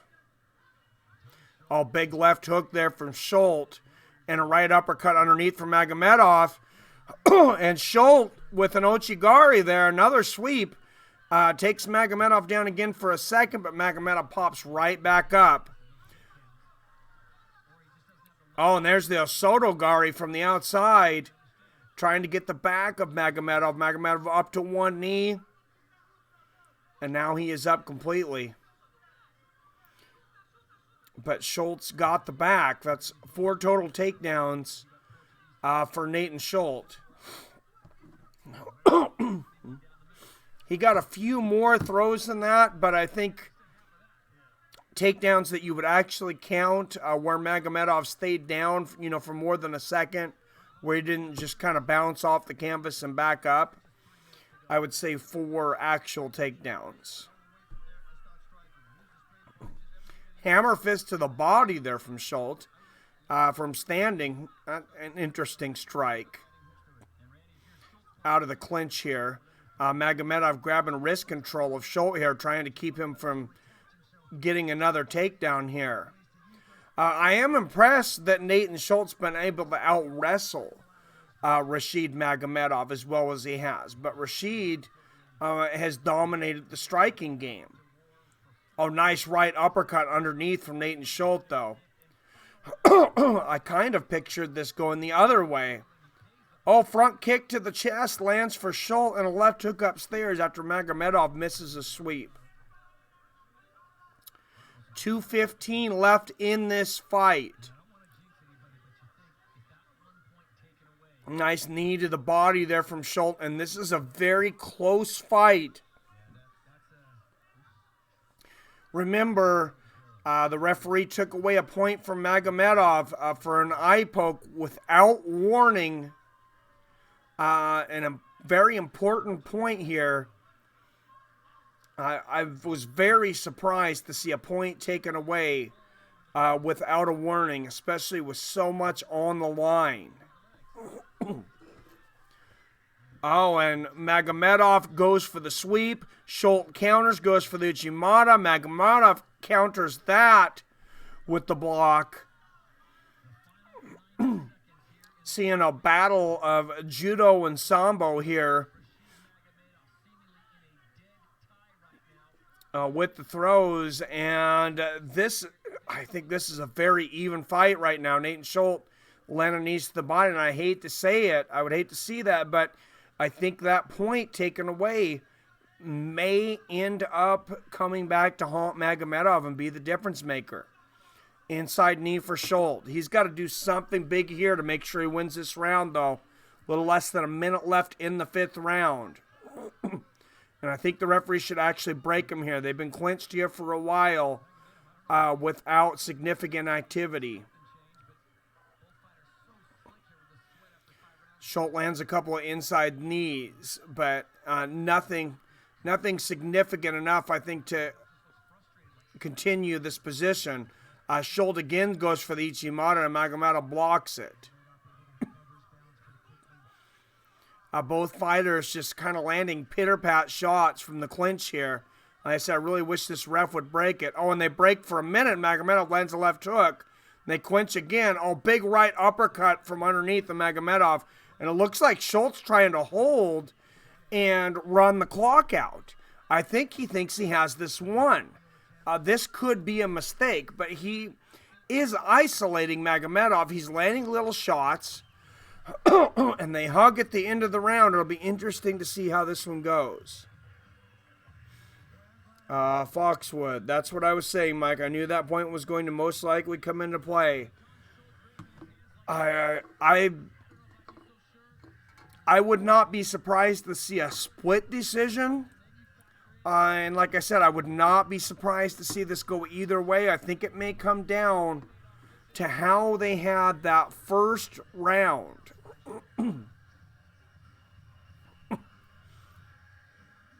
Now, I actually have this 3-2 in favor of Magomedov.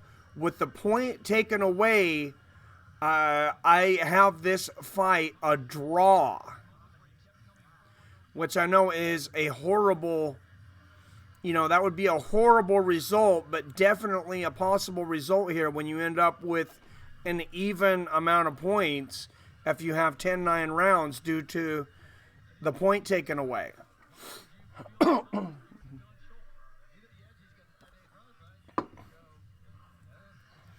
So Magomedov will have to either have a 10-8 round or win 4 rounds to get the victory. 3 rounds, 3 10-9 rounds would get him the draw. If it's a draw, do they have the million? Oh, me too, draw. Nice. I don't know. I have not heard them address that. I am curious what they will do at that point. I know they cannot have a 6th round, I'm pretty sure, because the commission does not allow MMA fighters to fight more than 25 minutes in a night. All right, MMA trivia question number 9 for 1,000 points, and then we have a couple of 2,000 point ones, so somebody have a chance to come back here possibly. This fighter and now former fighter and now trainer of TJ Dillashaw went by the nickname Bang. What former fighter went by the nickname Bang? Now trains TJ Dillashaw.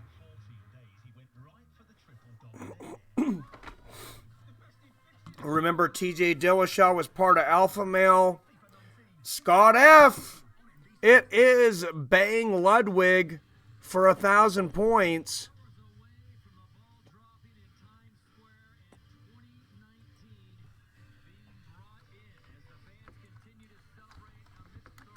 And Scott F. keeps himself alive in his last ones with 1,000 points there. JT still alive. Robert Kerrigan still alive. Winkleplay still alive. Actually, everybody's still alive because the last 2 points are 2,000 points. If someone without any points gets the last 2 here, it would force a draw with Bruins 498, and we would have to have an 11th question. But let's go to the decision here. Natan Schult and Rashid Magomedov.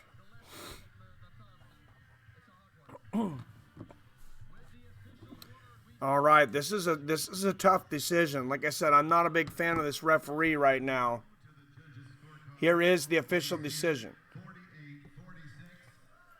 All 3 see it 48-46. New millionaire. Natan Schult, 48-46.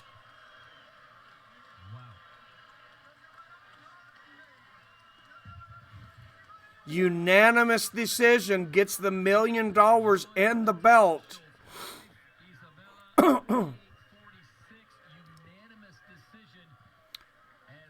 I know there were some close rounds there. I don't like 48-46 though. Like I said, I had it a draw, and the only round to me that was really in question that was close enough to where I think it could have went either way, I thought was the first round, which I gave to Schult.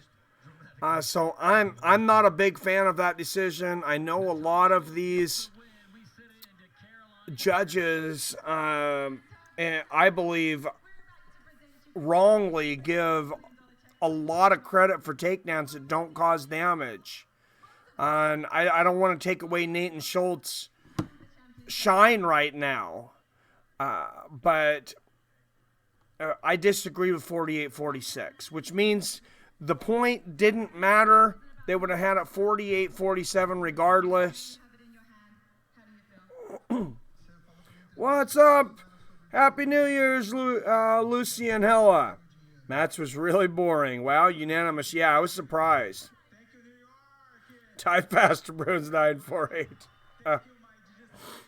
Yeah, I'm very surprised that it was unanimous, and I'm surprised at 48-46.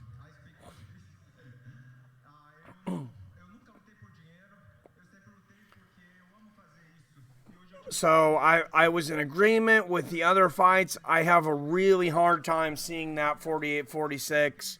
The only two scenarios that make sense for me, and I think this is pretty clear cut, is a draw and a 1-point win for Rashid Magomedov, depending on how you judge that first round that I gave to Natan Schult.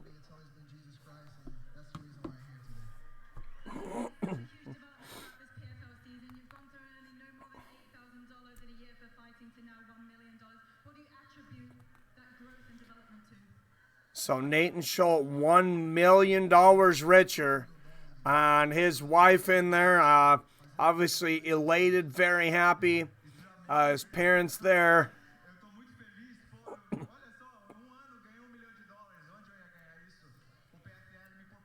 Dad looking pretty good to have a son, to have a millionaire son already.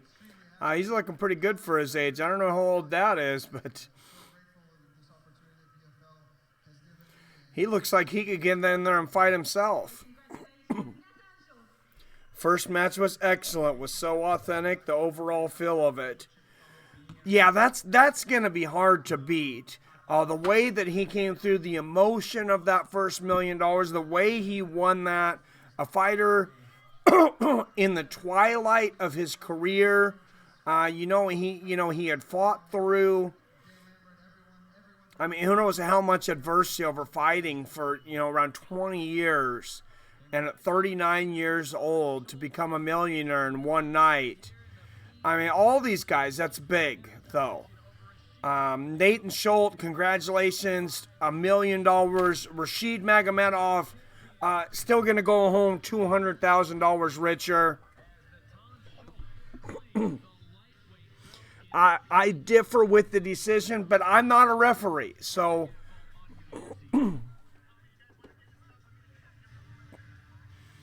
I am a keyboard referee, so that doesn't count. Well, thank you, Lucian. Thank you for tuning in. I appreciate it.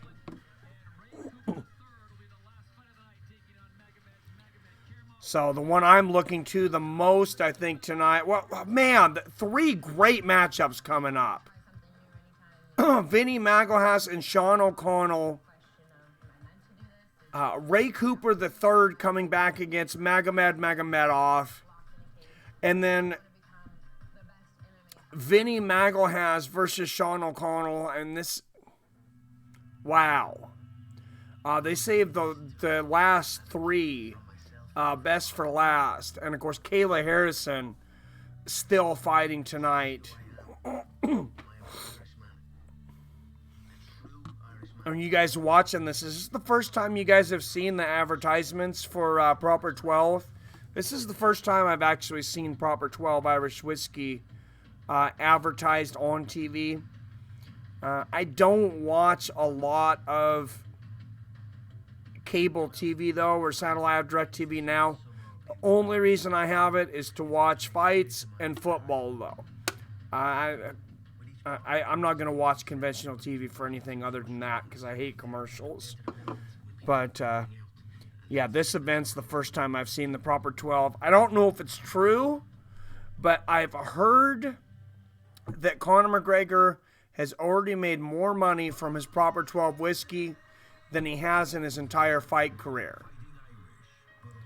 I could believe maybe his UFC career. I have a hard time believing that he's made more money if you add that huge payday against Floyd Mayweather. Yes, please, everyone, like and subscribe. Thank you. I'm constantly working on the commentating. I appreciate you guys being here with me for New Year's. I know a lot of you probably have better things to do than be here, but you know, we won't be here all night, but this is a long event. It is scheduled for 4 hours. So we'll be wrapping up about 11 o'clock on the East Coast. Of course, 8 o'clock. 8 o'clock on the West Coast, 11 o'clock on the East Coast. Kayla Harrison warming up in the back. Of course, Kayla Harrison, the 2-time judo gold medalist, will have her 3rd professional fight tonight. She has 1 win by knockout, 1 by submission.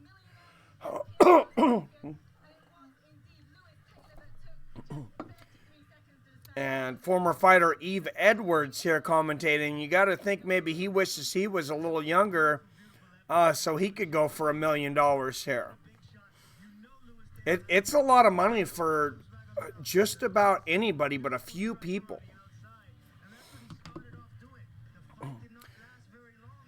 So far, Lewis Taylor winning $1 million. The last fight, Natan Schulte winning $1 million and a belt. And Lance Palmer becoming the new featherweight champion and winning $1 million.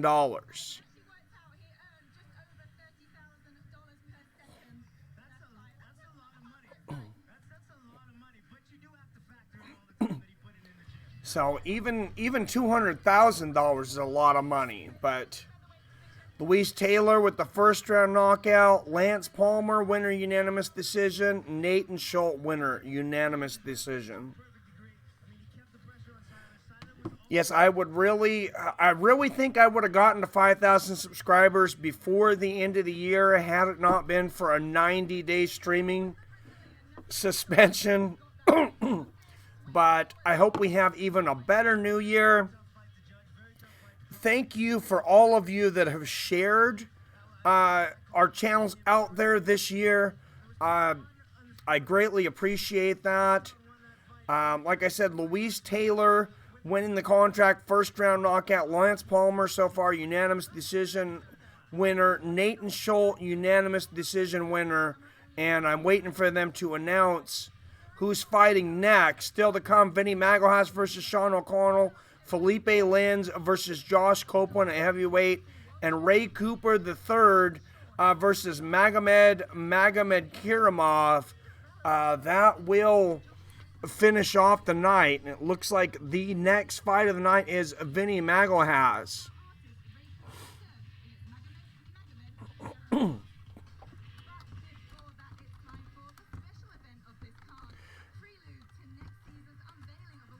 Actually, the next fight, it looks like, will be Kayla Harrison. So, 3rd fight of her career. She is, of course, a 2-time judo world champion. She will be going against Moriel Charneski. Dutch guy, what is up, Dutch guy? What's up, y'all? Happy New Year from Amsterdam. Happy New Year, Dutch guy. It will be over at 10 o'clock in Texas. Still enough time for me to go out and party. Happy New Year. Why a suspension? Was there Trenamo in your stream? What's up, Charge Strength? I think somebody snitched on me. I don't know what happened. Moriel, Charneski, 3 submissions, wins in her career. She'll be fighting Kayla Harrison. I don't know how many of you guys are watching this live, but this girl looks like she's lived a little bit of a hard life. I mean, I don't even mean or anything, but she kind of looks, she kind of looks like she may have done some meth on a street corner, like within the last week. I know that sounds mean, but that's just the first thing that comes to mind looking at her. It's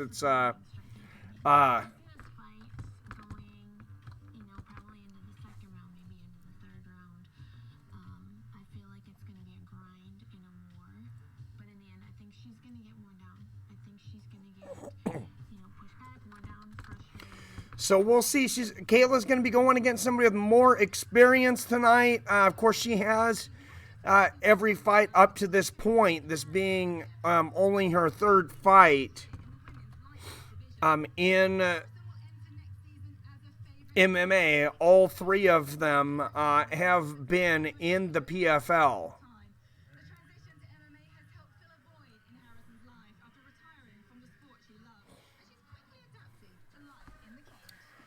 And Kayla Harrison talked about having depression after winning the 2nd gold medal in judo. Kind of felt like, she had done everything she had set out to do in judo. And, she went into a big depression. She said MMA has really helped her, come out of that depression. As some people just need that competition.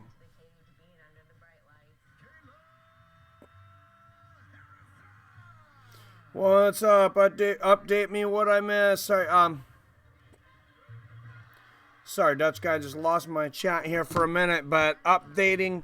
So far, it's been a great night, man. It has, so far, Louise Taylor in the very first fight, 39 years old, pulls off the 30-some second knockout of Magomedov. Wins $1 million in the twilight of his career, and that was actually a pretty emotional moment. You could tell how much that meant to him, being 39 years old. He didn't have a lot of shots left to win that kind of money. Lance Palmer in the second fight won a unanimous decision over Steven Syler, and then Natan Schult against Rashid Magomedov. Natan Schult won a unanimous decision that I think was controversial. Rashid Magomedov got a point taken away for an eye poke, with an accidental eye poke with no warning, and then Natan Schult being given the 48-46 unanimous decision, all 3 scorecards. I actually had it with the point taken away, a draw, and I had a hard time giving it to Schult. But congratulations to everybody on the $1 million. Magomedov lost. There goes my parlay. Those parlays are tough, man. 2-time Olympic gold medalist in judo, Kayla Harrison. I probably would have parlayed Arlovsky and Nunez the other night. I was very close. I found somewhere here. You can bet in Washington State now. I found out there are sites you can bet on. DraftKings just not supporting. There's 5 states now that, so far still that they don't support. And Washington's one of them. Oddly enough, Nevada is one of them. But I would have been upset if I would have bet on that parlay. It was like a 13-1 if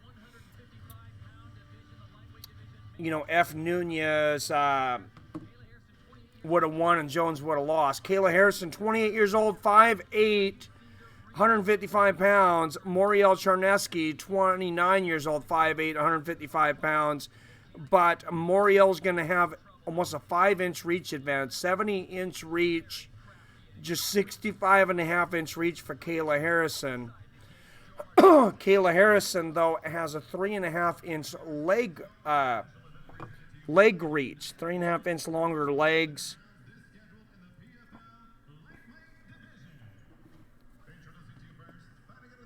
Oh, Magomedov and Magalhães. Oh, is this event on pay-per-view? What's up, Truth Seeker? It is on NBC Sports.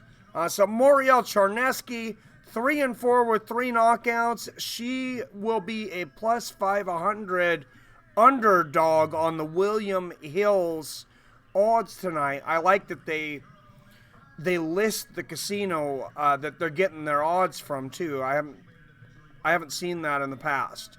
Kayla Harrison, 2-0, 1 knockout, 1 submission. William Hills odds tonight. She is a minus 909 favorite. Weird number, but 9-1 favorite. Kayla Harrison in just her 3rd fight. I mean, I know the girl is 3-4, but that's a girl with, experience of 7 fights going against somebody with the experience of 2 fights. Those odds might be a little wide. We'll see. What's up? Cheers, Mike. Happy New Year, Tuesday. What's up? Happy New Year, Master World Deception. What's up? Oh, nice right hook to the body and a left hook upstairs from Charneski. But Harrison immediately gets the clinch, lands the knee, gets the Tayatoshi. She's got a head and arm, goes to full mount. Kayla Harrison in complete. Oh, she is hammering down right hands. She has got full mounts, hooked in, landing big bombs, right hand bombs and hammer fists. Charneski already breathing out of her mouth right now, so much so that looks like she's having a hard time keeping her mouthpiece in. I mean, Harrison just blasted her with right hands from the mount here, and if she doesn't get the ground and pound knockout, she will be going for an arm here soon. Oh, big left hooks. 2 big left hooks on the temple. Hammer fist, big right hands. This has got to be close to being stopped. She is pummeling Charneski. Oh, 3 big left hooks to the side of the temple, and Charneski's face is already a bloody mess. And a big right hand right on the eye from Harrison. Not only brutal ground and pound, extremely accurate. And she's holding both of her hands free. She's holding both wrists, and then she'll stop and land shots. Big left hooks. I'm very impressed with the ground and pound here of Kayla Harrison. She has Charneski all wrapped up. She has her head in a head and arm, where she has both arms isolated with one arm, or she did, and she was pounding her with the other arm. Another big right hand. She's doing that again. She's crossing her arms over her, sitting on the arms, so Charneski cannot defend herself, and then landing big bombs from the top. Lands a big right hook and a left hook. Oh, several more big left hooks, and she's going for the back of Marian Charneski. She has hooks in. Charneski's at kind of at a weird angle. She's a little off to the side here. I'm not sure that Kayla is going to quite get the submission from this angle. She's up a little high. Oh, and she comes up top. She decides to go up top and go north-south. And she gets the guillotine. Oh, and another Tayatoshi. Beautiful judo throw. Now she ends up in side control once more. And this is a good position for... And she goes straight back to the mount. And right back to pummeling Charneski, who's having a nightmare of a night. Oh, and Charneski trying to get the back door, but she leaves an arm there on the way out, and Kayla Harrison barely has the wrist, going for the armbar. Not able to get it just yet, but she gets the back again. And now she's got hooks in. Oh, and she's just pummeling the sides of the temple of Charneski. This is very close to being stopped.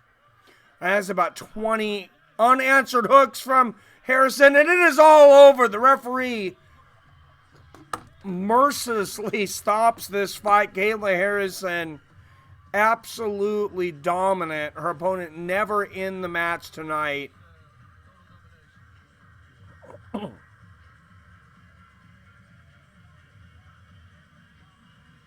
Oh, just got it on Mobdro. I've never heard of that, but just chilling, Master W. Long time no see. Wow, beat down. Yeah, it was. Don't forget to sub the man with the beard, throwing out live streams 3 times per week now. Yeah, it was awesome control. And also sub our friend over in the Netherlands, the Dutch guy, MMA Newsroom.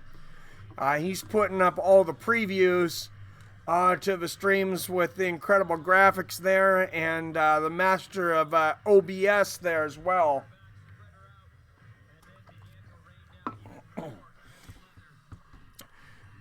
Dominant performance there by Kayla Harrison. And Kayla Harrison, she doesn't seem real happy. She seems a little disappointed in her performance. I'm not sure what she could have done better, to be honest. I mean, she got a little bit of work in. She still finished it in the first round. Her opponent did not land a strike, did not have an offensive move. Her opponent did not have a positive moment in the fight. Not a positive second. So I'm not sure what she could be upset about, but I know she said she realizes she's a long ways off, but she had said on MMA Junkie a couple weeks ago that eventually she would like to challenge Chris Cyborg. Of course, Cyborg just lost to Amanda Nunes. If you guys haven't seen, Chris Cyborg has said she wants an immediate rematch.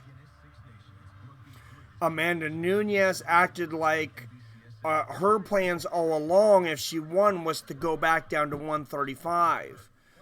So now it's a waiting game, and it's, let's see how much money Dana throws at these girls. Yeah, that was crazy control.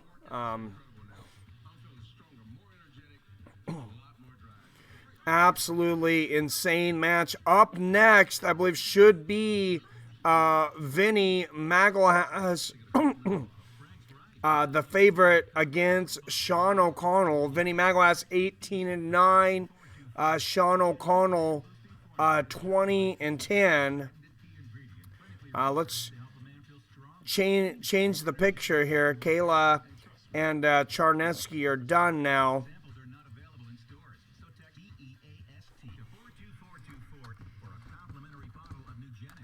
We'll switch ahead to the light heavyweight.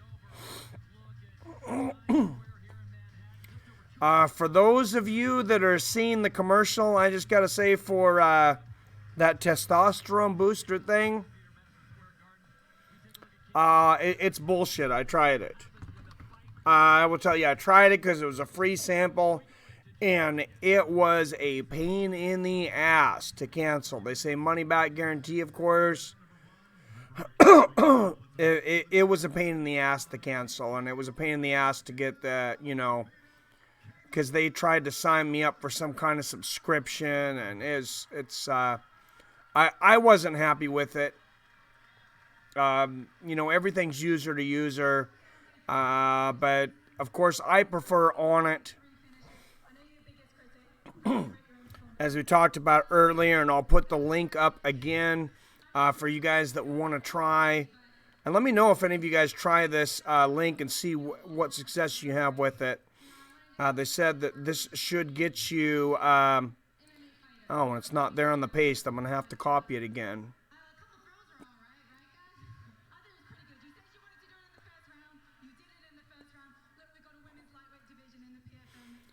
That's strange it didn't keep it, but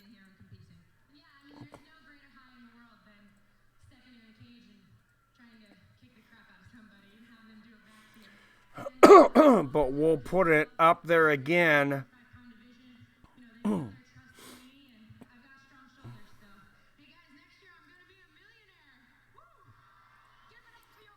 And she says, next year, I'm going to be a millionaire. All right, next fight up, Vinny Magalhães versus Sean O'Connell. But this stream brought to you by Onnit, the experts in total human optimization and the home of Alpha Brain, New Mood, Shroom Tech, Gargoyle, kettlebells. You can buy weight plates that look like the Captain America discus. You can buy them with Hulk on them. All kinds of great stuff there. You can also buy Caveman coffee there, Nitro coffee, a bunch of other cool things there. Every time you try a free trial, you get a free trial of Alpha Brain, New Mood, or Shroom Tech. Fights with Friends gets a $10 kickback to help this moving. And every time you purchase something through that link with Onnit, depending on what you order, we'll get an 8 to 20% commission over here. So that would be greatly appreciated, especially if you're going to order on it anyways. I would greatly appreciate if you used our link here on Fights with Friends so we could get a kickback to fund the channel. Magnesium can increase your testosterone. What is up, Jason? Jason Azevedo. Happy New Year, sir, and I'm glad, sir, you are here just in time. Bruins 498 has 4,000 points on the board, but we have 2 questions left, and they are each worth 2,000 points. So let's give the breakdown so far. Bruins 498 has 4,000 points. Scott F, JT 360, and Robert Kerrigan. It's just, yeah, Scott F, JT 360, Robert Kerrigan, excuse me, and Winkle Play, all tied with 1,000 points each. For 2,000 points, who is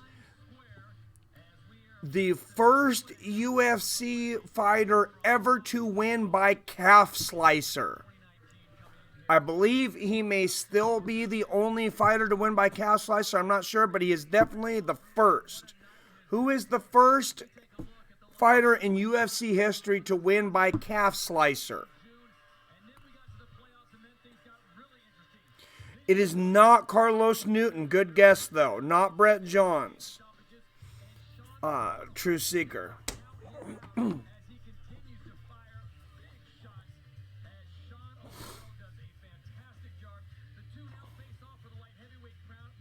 Not Bustamante.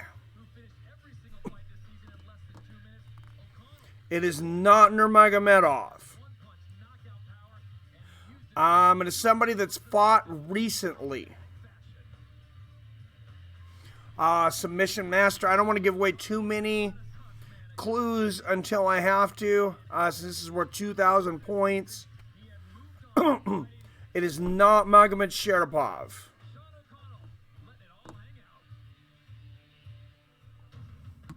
So first fighter in UFC history to win by calf slicer. It is not Ferguson. Another good guess, though. Not Damian Maia, no.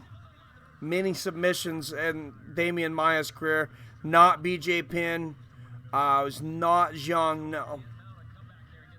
Not Ryan Hall. What an incredible ankle lock by Ryan Hall, though. I cannot get over that move on BJ Penn. That was absolutely crazy. I know BJ Penn's 40 years old, but I mean, the way he rolled, just barely grabbed a little piece of the ankle to get that leg like that was absolutely insane. That was, I got to tell you, that's got to be one of the most impressive submissions I think I've ever seen.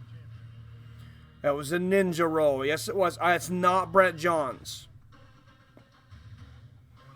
As a man we've talked about recently, he's gotten a lot of submissions in the UFC. He is still active. Bruins 498. Of course he gets it. It is Charles Oliveira. And I should have said first name on that one too, because there is Alex Oliveira, but we've always taken last name. And Bruins 498 will be the winner of this week's trivia. 2 wins in a row for Bruins 498.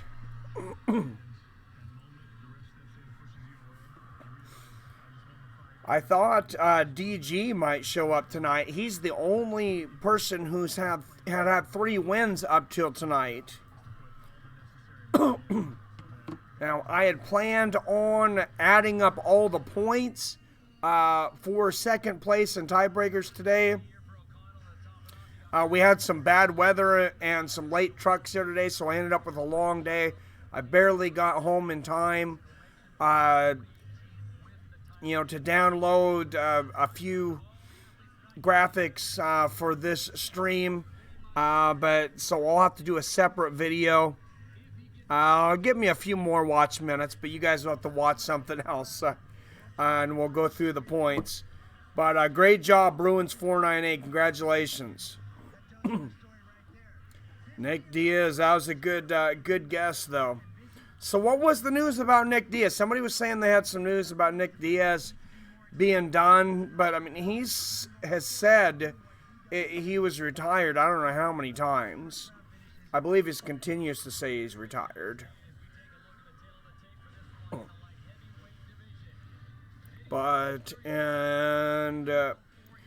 All right, we got 20 people in here, 23 now and 16 likes. So a few of you still haven't hit the likes yet. Please, everybody, hit that like button, hit that subscribe button if you're new here. Make sure you ring that bell so you're notified whenever I go live. And if you are so inclined to help us out on that super chat, that would be greatly appreciated. I just spent some money recently. I'm going to show you guys.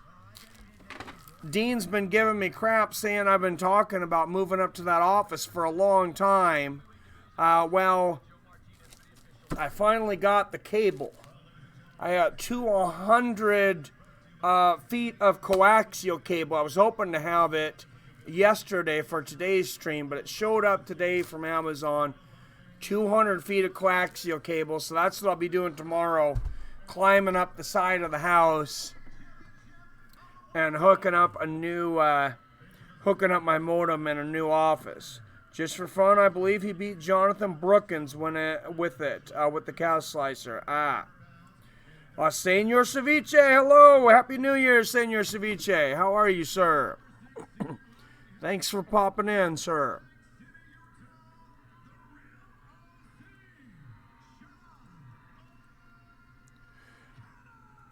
All right, Sean O'Connell, Vinny Magalhães, light heavyweights for $1 million. Of course, Vinny Magalhães has won every single fight in the first round. 3 knockouts, 14 submissions in his impressive career, 18-9 with 1 no contest. He's going to come in the William Hill odds, minus 714 favorite.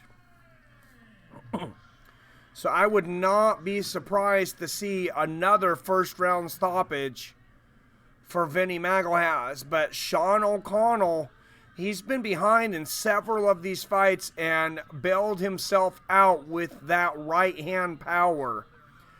So Vinny cannot get careless against Sean O'Connell. All right, here we go. Light heavyweights for the first heavyweight champion of PFL and $1 million from Madison Square Garden. Vinny Magalhães lands a nice low leg kick. And about, two big left hooks for Sean O'Connell and a straight hook. Gets through. Magalhães goes for the head kick, misses. O'Connell throws a big left hook, and Magalhães is going to shoot for the takedown. He's like, I don't need to get hit by any more of those hooks. He has pulled guard and gotten Kimura twice. Twice in this tournament, twice in a row. He pulled guard and got a Kimura, a very rare submission, especially in the heavier fights. Now, both of these guys are going for a heel hook at the same time. Sean O'Connell gives his up. Magalhães still trying to get it. He's giving his up to try to grab Magalhães' wrist to get out of it, and he is out. O'Connell is out, but he's going to go inside the dangerous guard of Vinny Magalhães. Lands a couple shots, and now I think Sean O'Connell is going to let him get back up. He's like, I don't want to play that game. Smart move by Sean O'Connell. Vinny Magalhães, one of the best submission artists. Two big left hooks and a right hand for O'Connell. Left hook up top and a right hand. And a big right hand from Magalhães. Cuts the top of the right eye of Sean O'Connell. Magalhães shoots again for the takedown. O'Connell doing a good job so far of defending it. But Magalhães continuing to bowl in. Trying to get that takedown. Now remember, these guys have had about a full training camp for this fight. Unlike all the rest of the fights in PFL. Magalhães picks him up and dumps him again. But man, O'Connell stands up, but Magalhães has got the back and he has hooks in. This is not an enviable position for Sean O'Connell. Vinny Magalhães with the back of Sean O'Connell hooks in. He has finished every single fight in his PFL career in the first round. And he's just going to sit on O'Connell. And he looks comfortable. He's landing a hammer fist. He looks like he's having a good time riding a pony. I wonder if he remembered to put a quarter in. Big right hands to the temple of Vinny Magalhães. And just what patience by Vinny. He is just continuing to wait, but O'Connell rolls out of it, but he might be rolling into a choke here. Nope, and he's out. And now Magalhães has his side though, and he's got hooks in again. He's got the side of Sean O'Connell. He doesn't have his back, but he's landing some brutal ground and pound. And now O'Connell, he is really bleeding from above that right eye. And big right hooks, and he might have another hook. He might have another cut on his head now. And O'Connell grabs the fence for just a moment. Referee comes over and grabs it. And Magalhães again has hooks in and has the back of Sean O'Connell. Sean O'Connell doing a good job so far moving to the sides. But he cannot continue to play this game and get away. And now Vinny gets the back. He has the back and hooks in. Lands two more big right hooks to the temple. Hammer fist. Just under a minute left. Will Vinny once again get a first round finish? And Sean O'Connell gets back up. And Vinny rolls. He rolls for a leg lock. And O'Connell lands a big hammer fist. Trying to stop it here. Remember, Vinny has finished every fight in his PFL career in the first round. There's 35 seconds left to continue his streak. Now, Sean O'Connell, when he was on MMA Junkie, said he realized he needed to weather the storm of that first round. Whether that was really what his plan was, or he was trying not to show his cards, I'm not sure. But he was definitely trying to finish the fight on his feet at the beginning. As much as Vinny has improved his stand-up game over the years, O'Connell was getting the best of it on the feet. And that's the first round. Sean O'Connell, maybe a moral victory, I guess. The first fighter so far in PFL to make it through the first round with Vinny Magalhães. Happy New Year's, Hatch Angel. Is this free TV right now, our pay-per-view? Scott Creighton, it is free TV, sir. It is on NBC Sports Network. So if you don't have cable or like DirecTV or Sling or something, go to like Sling TV or DirecTV now or something. If you haven't already taken it, you should be able to get maybe a 30-day trial or at least a 7-day trial. And like I've said in the past, if you have AT&T, I believe DirecTV now is worth it because it all ends up coming to about $15 a month if you have AT&T. Otherwise, it's almost $40. I wouldn't pay that much for it, especially if I wasn't running a YouTube channel. But at $15, it's a great deal, and I'm able to watch. I've been able to watch all the MMA fights that, except for the pay-per-views and the one undercard that was on FS2. For New Year's, I'm going to fast for 3 days. Oh, that's a good idea. You know what? That's a good goal. Instead of big right hand at the beginning of the fight for Magalhães. Oh, no, O'Connell lands 2 big left hands and a big right hook. And he lands a big flurry, and Magalhães is hurt. And O'Connell starts to go to the ground with him, and O'Connell's like, no, I'm going to stand back up. He says, get up, motherfucker. I'm not getting down there. Get up and fight with me. And Magalhães still does not have his legs underneath him. Sean O'Connell has got a bomb of a right hand. Magalhães again shoots for the takedown. He's going to try to sit on the ground as long as he can, trying to get his legs underneath him. Sean O'Connell absolutely rocked him. Magalhães landed a body kick there. Magalhães shoots again. O'Connell again easily shucks it off. This is a good strategy for Magalhães, though. He's just continuing to shoot. Oh, he eats a big right hand to the temple there. He's continuing to shoot until he can hope to get his legs underneath him. But Vinny Magalhães, big right hook from O'Connell. Oh, and a left hook and a straight right from O'Connell. And another big left hook. Vinny is still hurt. And Sean O'Connell on top of Magalhães. Let's see if he tries to get up here. Magalhães going for a leg. O'Connell's got to be careful. So what he's got to do is he's got to grab the right foot, it looks like, of Magalhães and step over, and he steps over and out of it. Great job. And Sean O'Connell, he's get up. He said, I'm not getting down there with you. I'm playing that game. Says, you're going to stand with me. Magalhães misses a big left hook, and O'Connell lands another big 1-2, and Vinny shoots once again. O'Connell lands a left hook on the ground, and he's like, get up. Now, this is completely legal for Vinny. Whether you want to call it stalling, no matter what you want to call it, to continue to go for takedowns, even if he misses, and hang out on the ground for a minute is completely legal. O'Connell lands a big 1-2. Vinny lands a body kick and a straight right, though.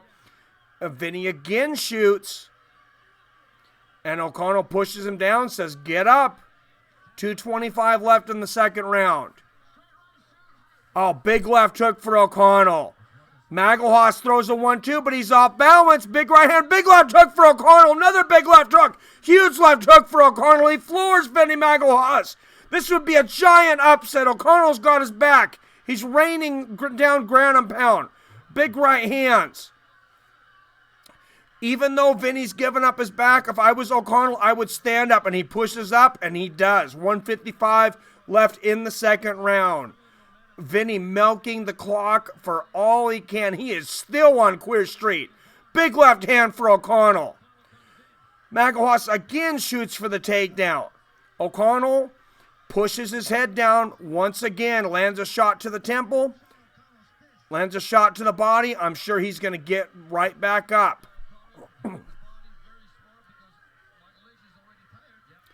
Magalhães being tired. This is smart by O'Connell to go to the body. Now remember, a lot of people have talked about Magalhães had finished every fight in the first round. What happens after it gets through the first round? Sean O'Connell's odds for winning go up significantly. Now, he's landing a lot of body shots here. I think he should push off and stand up again, though. But Vinny is holding on to a leg here. O'Connell let him grab that leg. He's landing right hands to the body, but I think Sean O'Connell should be using, even though he's landing some ground and pound, I think he should be using this energy to stand back up. I think this is a mistake. Vinny is still hurt. He really had Vinny rocked. He rocked him at the beginning of the round, and Vinny has not recovered. Oh, and a couple of big right hands from O'Connell from the headlock position. He continues to land to the body. I still believe he should try to stand up.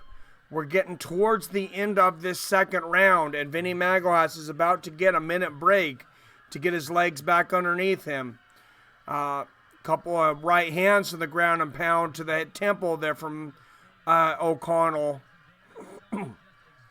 An absolutely dominating round for Sean O'Connell.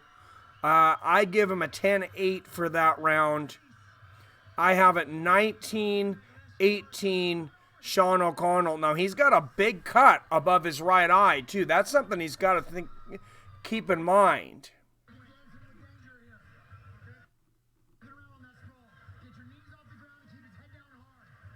He says, get your knees off the ground, keep your head down hard, sprawl, do not go on the ground with him. Sean O'Connell's corner is telling him. Oh, Hickson! Why are you here, Hickson? Hey, Hickson. Get the fook out of here. Have a happy fucking New Year, Hickson.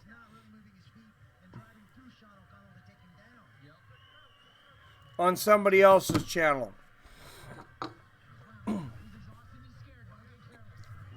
All right, here we go. Hickson is a Dixon. Why would you come onto somebody's channel that's having commentary if you don't want to hear their commentary? I understand not wanting to hear my commentary, but it's like, why are you here then? All right, here we go. Round 3, Vinny Magalhães. Both of these guys actually really breathing through their mouth. The doctor looking at that cut on Sean O'Connell. He's looking very close at it. He's got to let this go on. And the doctor leaves, and it looks like we will see a third round. But every extra second that Vinny gets to recover is huge. And he got about an extra 30 seconds on top of the minute to recover. And Magalhães lands a right hand. And he lands a head kick and a big left hook and a right hand. Big combination. O'Connell lands a left hook. Oh, Magalhães lands a body kick, straight right left hook combo. O'Connell lands another big left hook, though. Magalhães lands a left hook, and O'Connell shook. He lands a right hand left hook. Oh, big right hook and a left hand for O'Connell. Another big left hook for O'Connell. And Vinny is hurt again.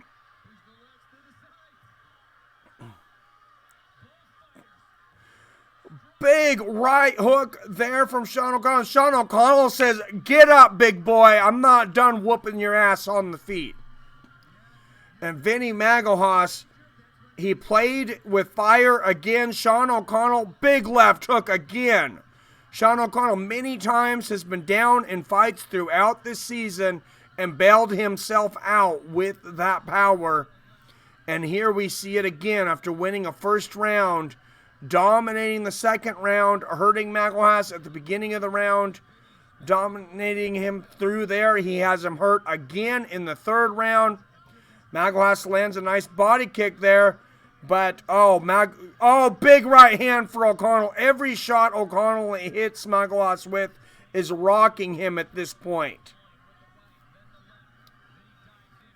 This is an absolute nightmare right now for Vinny Magalhães, who looked to be in complete control in the first round, had the back in, had the hooks in, won every fight up to this point in the first round by finish. Vinny now in a world of hurt against Sean O'Connell. Oh, big combination on the ground for O'Connell, and he's going to call Vinny up again, and Vinny's going to get up as slowly as possible. Big right hook, straight right and a left hook upstairs. Big left hook and a right hand again for O'Connell, and Magalhães again shoots. You can't blame Vinny for continuing to do this. This is a strategy to try to get his feet out, back up out underneath him. Magalhães lands a couple of big leg kicks. He is really sucking wind. Oh, big left hand and a right uppercut lands for O'Connell. Big right hook and a left hook. And Magalhães lands a big right hook on the way down. Shoots one more time. He's just holding on to O'Connell's leg. He's holding on to his left leg. And O'Connell's able to break free again, though. Stands up, and Magalhães lays completely on his back, trying to call O'Connell in. No matter how you feel about it, it's a brilliant strategy from Magalhães. Oh, big left hook to the body and a right hook from O'Connell, and he just pushes Magalhães over. Big right hooks to the temple from the ground and pound for O'Connell. Magalhães going to go to his back again. O'Connell landing some brutal ground and pound, but he's going into the guard of Vinny Magalhães. This is a mistake. Oh, Jeremy Horn screaming at Sean O'Connell. You can hear him saying, "Get the fuck out of there." And Sean O'Connell wisely takes that advice and gets back to his feet, lands a big straight right uppercut and a left hook. Vinny Magalhães looks like his jaw might be broken. Blood shooting out of his jaw. Magalhães shoots for the takedown again. 1:10 left in the third round. What a beating, Vinny. And Magalhães lands another head kick. Big left hook up top from Sean O'Connell. Another two more big left hooks. Left uppercut. Big left hook for O'Connell. Magalhães just drops to the ground. O'Connell comes in. Big left, big hammer fist. Oh, another big left. The referee's very close to stopping it here. But again, he's going onto the ground with Magalhães. Vinny can get a submission at any, if he is conscious, he can get a submission. Again, he goes for the armbar. Sean O'Connell gets out. 25 seconds left in this third round, and now both men are exhausted. Both men are breathing out of their mouth. Oh, another big right hand and a left hook from Sean O'Connell. And again, Vinny shoots, and Sean O'Connell backs up again. Vinny looking at the clock, taking as much time as he can to get back up. And he's going to make it through another round. No matter how you feel about Vinny's strategy here,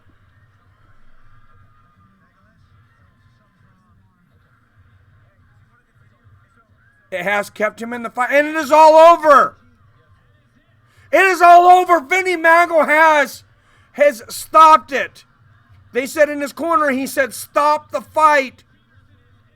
And Sean O'Connell doesn't know it yet. Vinny Magalhães' corner threw his towel in. Sean O'Connell, the 7-1 underdog, has pulled off the biggest upset in PFL history. Sean O'Connell is a millionaire, and he just was told, and this entire crowd is on their feet for 7-1 underdog, the 6th seed Sean O'Connell.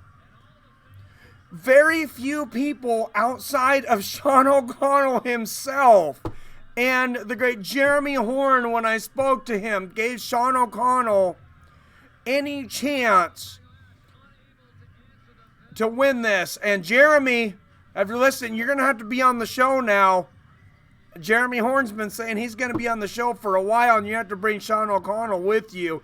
Congratulations, Sean O'Connell. You are a millionaire.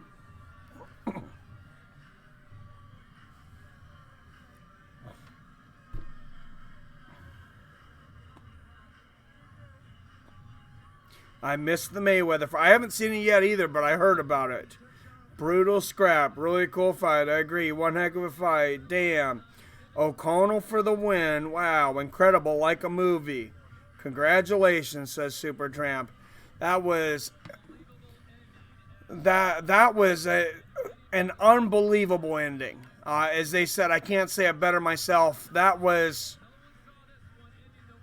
amazing. Like I said, very few people gave Sean O'Connell a shot in this fight. But that's what happens sometimes when you have a fighter that's always had to take fights on short notice, never had the money to go through a proper training camp. What PFL did for these guys is they paid their expenses, they paid for their training, they made sure that they were financially stable to get through a good training camp to get to this championship. So they supplied them with good food, supplements, different things like that in the training, and Sean O'Connell took advantage of it and pulled off a huge upset. Ouch, those taxes, though. Vinny gave up. Wows. I think he has a broken jaw. It was amazing he lasted as long as he did, though. I mean, that was absolutely insane. Sean O'Connell, $1 million winner. And what's worth $1 million? What's worth more than $1 million? The most valuable thing you can do is to take care of your own body and your own mind. On it, total human optimization. I gotta tell you, Alpha Brain has been like a miracle worker for me. Honestly, new mood, Alpha Brain, it's taken me off prescription drugs. On it makes me sign a disclaimer that I will not claim that it has any medical use. That's just law. But I believe it is very effective. I believe it definitely works for me. It's worth the free trials. If you go out there, I'm going to put up the link one more time. Risk-free, guys. Risk-free. Use this link. Go out there. Get yourself some free Alpha Brain, some free Shroom Tech, or some free New Mood, or maybe all three if they allow you to.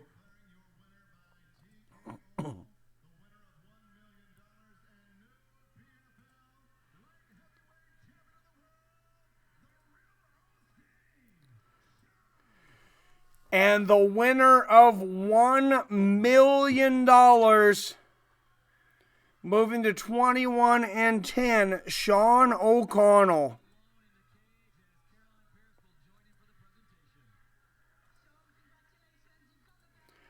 And Ray Sefo gives him the belt. And there is the $1 million check.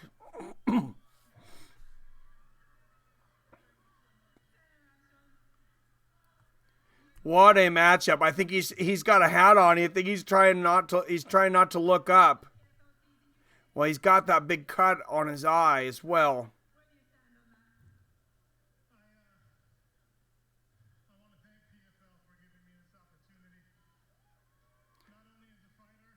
Says he wants to thank PFL for giving him this opportunity. You can tell he's having a hard time keeping it together, though. Understandably emotional.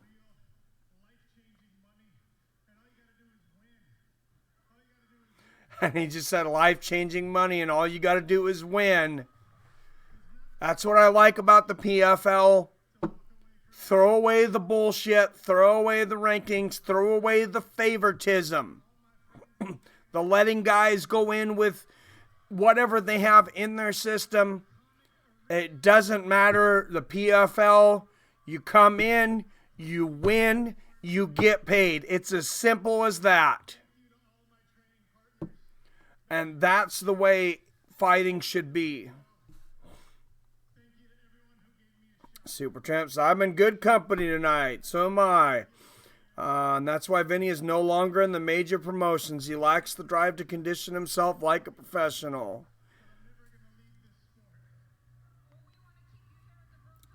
You know, I'm curious about what is the state income tax in New York State?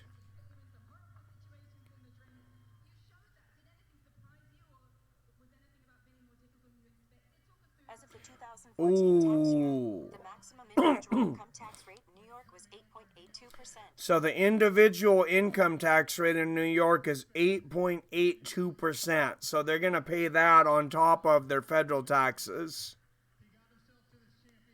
So state of New York's going to make out well tonight too.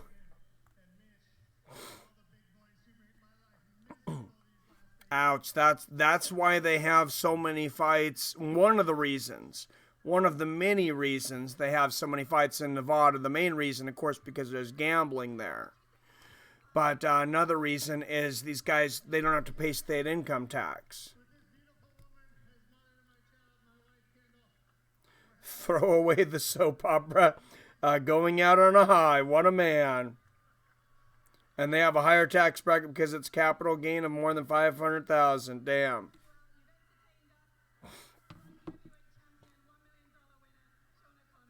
New light heavyweight champion and a new millionaire. Sean O'Connell.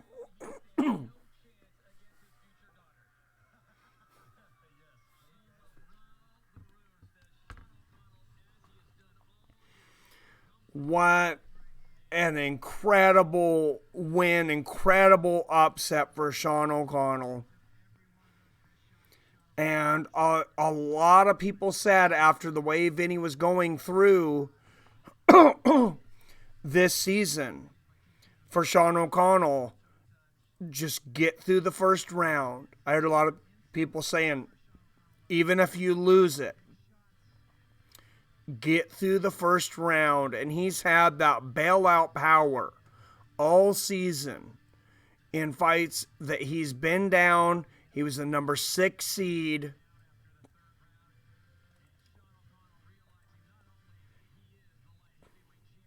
And Vinny a couple $100,000 richer tonight as well. But that's, you know, obviously this... that's of no consolation to him right now. All right, let's get ready for our heavyweight championship. Philipe Lynn versus Josh the Cuddly Bear Copeland.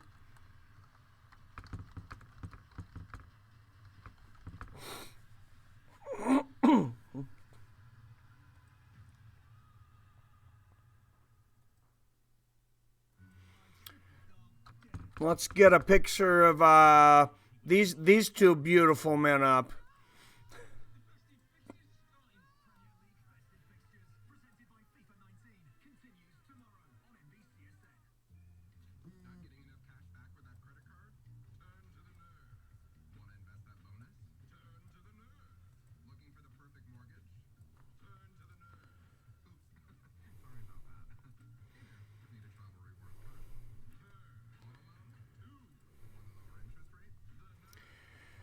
All right, Philipe Lynn's 13-3 over his career.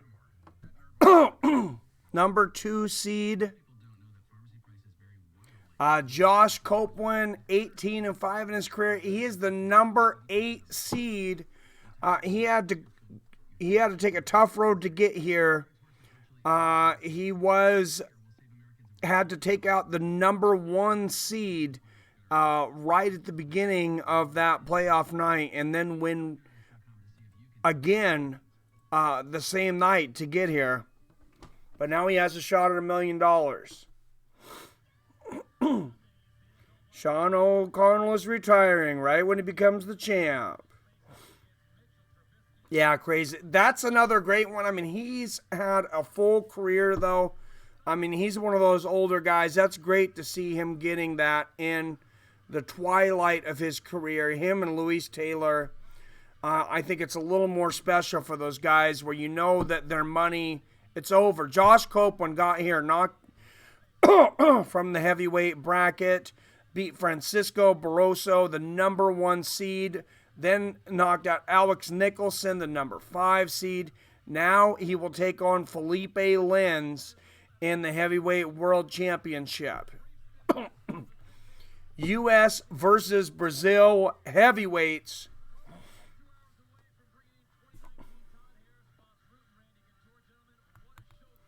Super Tramp, how many hours do you have her tonight? I'll be lucky to take home 500K. Still a lot of money. Yep. Oh, I think he'll take home more than 500. So what's 8%? 8%, that's still a lot of money though. 8.82% of $1 million. That's 88,000. Then you're probably going to pay, if you have a good accountant, you'll probably pay $250,000 in federal tax. So about $330,000. So they should walk home with somewhere in between $650,000 and $700,000.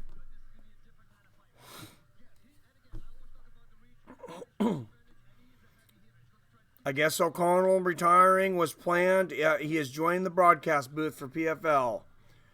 Yeah, he's already been in there, I think, a couple times. Philipe Lins, of course, 4-0 through this. Josh Copeland has had one loss. He got knocked out in the first fight against Jack May, but came on to barely make the playoffs. Philipe Lins, 33 years old, 6'2", 235 pounds. Josh Copeland, 36 years old, 6'1", 257 pounds. Philipe Lins is going to have a 4-inch reach advantage at 79 inches.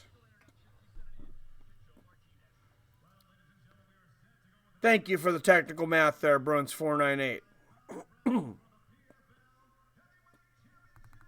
Amazing fight. Can't look at Randy Couture anymore after them picks. I'm not going to look at those picks. I refuse. I have no interest. Josh Copeland, 18-5-1, 6 knockouts, 5 submissions. William Hill odds plus 162 underdog.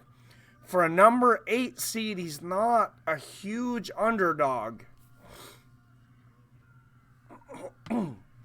Plus 162, I mean, it's less than 2-1.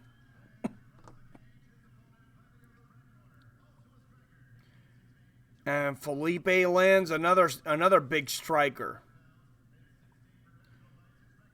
He is a minus 227 favorite. He's 13-3 with 7 knockouts and 4 submissions. Neither one of these guys like to see judges. And that's the kind of fighters I like. The video they made about Schaub talking about Couture picks is hilarious. Why would you look at that? Yeah, I have no interest in that. Please, everybody, make sure you hit that thumbs up. Hit that subscribe button if you're new. Make sure to ring the bell so you're notified here. And if you want to wish me a Happy New Year's in the Super Chat, that would be greatly appreciated. Get us off to a good start for 2019, the funding Fights of Friends. These heavyweights exchange jabs here at the beginning of the round. Oh, Copeland misses the right hand. Lins lands a big counter right hook over the top and a 1-2. Now, Copeland seems to almost come into every fight with a cut above his left eye. I think he needs to have some surgery there. He's got some built-up scar tissue or something. Oh, nice jab and a right hook over the top from Philipe Lins there. Now, Copeland's been outstruck in a lot of these fights and then bailed himself out somewhat the same way as Sean O'Connell with that big power. Remember, 21-pound weight advantage tonight. Josh Copeland, 256. Philipe Lins, 235.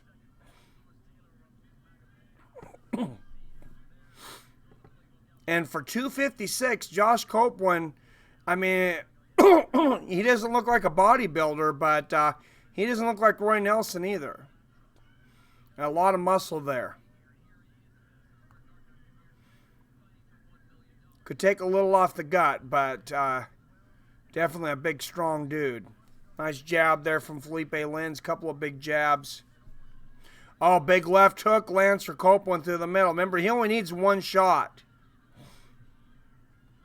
Nice left hook for Lins up top.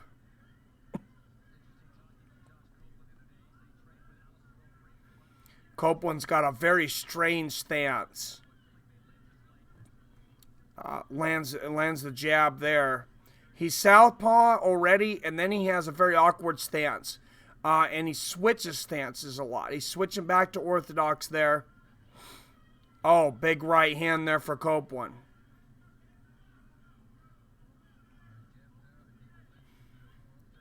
Nice low leg kick there for Josh Copeland. A left hook over the top. Lynn's moving forward, putting on the pressure. Copeland trying to set Lynn's up for that big left hand, and he shoots it and misses. And then he switches back over the orthodox. Throws a big overhand right and misses again. Both these guys throwing bombs. Both of them missing.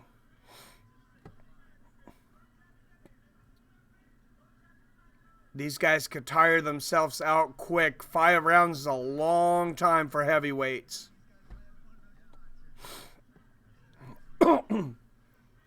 I would be very surprised to see this go the distance. Nice combination of the body there from Lenz.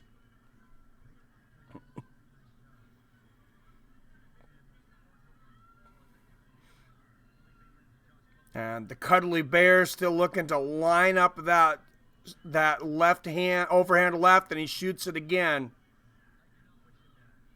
Grazes Lenz there.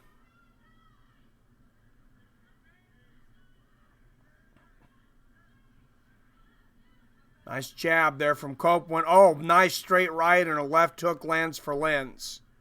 And another jab. Lenz's striking has been sharp this round. A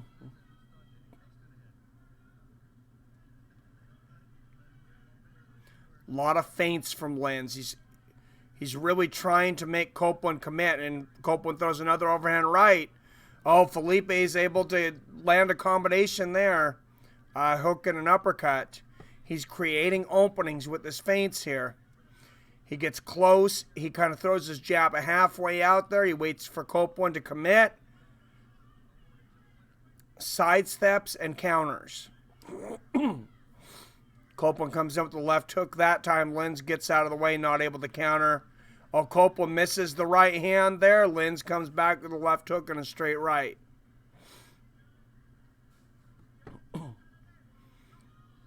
Low leg kick lands there for Lenz and a left hook and a straight right. Dominant first round for Philipe Lenz.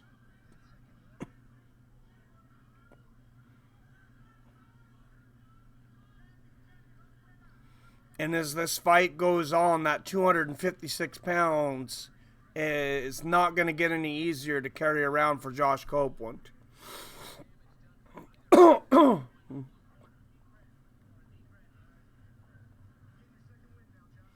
Who do you think is going to win in the next match?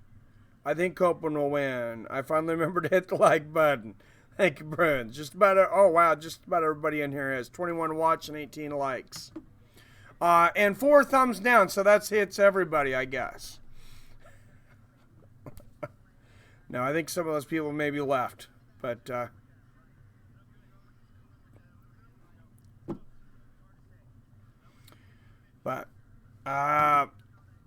I don't know. I just want to see a good fight. I'm not sure. This one's a toss-up. I have a hard time calling this one.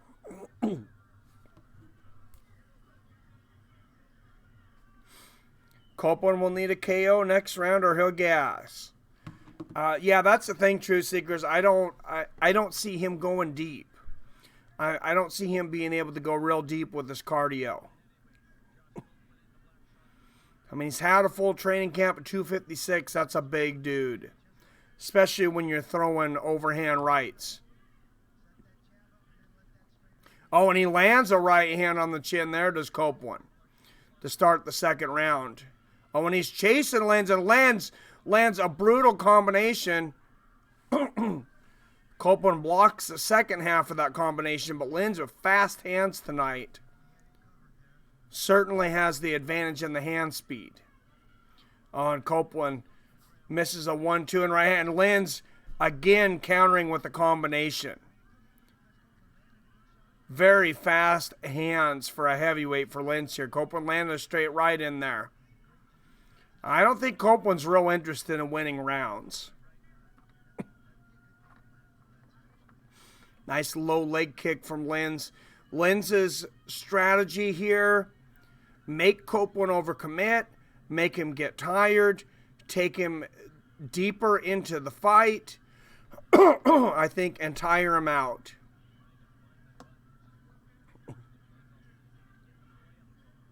Sounds like a pretty good strategy.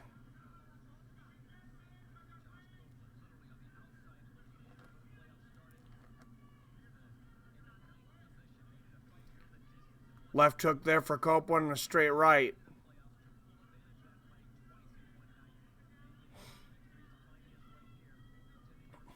Oh, nice straight left there for Josh Copeland. He's got a clinch there. Lenz lands a right hand uppercut underneath, and he's able to push away. Lenz does not want to clinch in the center of the ring with Copeland. He's got great dirty boxing. Oh, right hand lands for Copeland. Lenz lands a combination, though.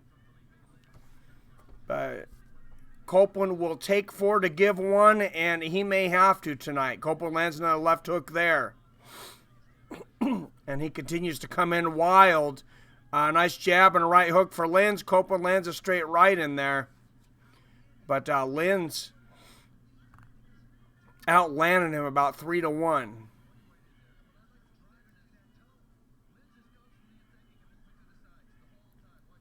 Nice low leg kick there from Lenz.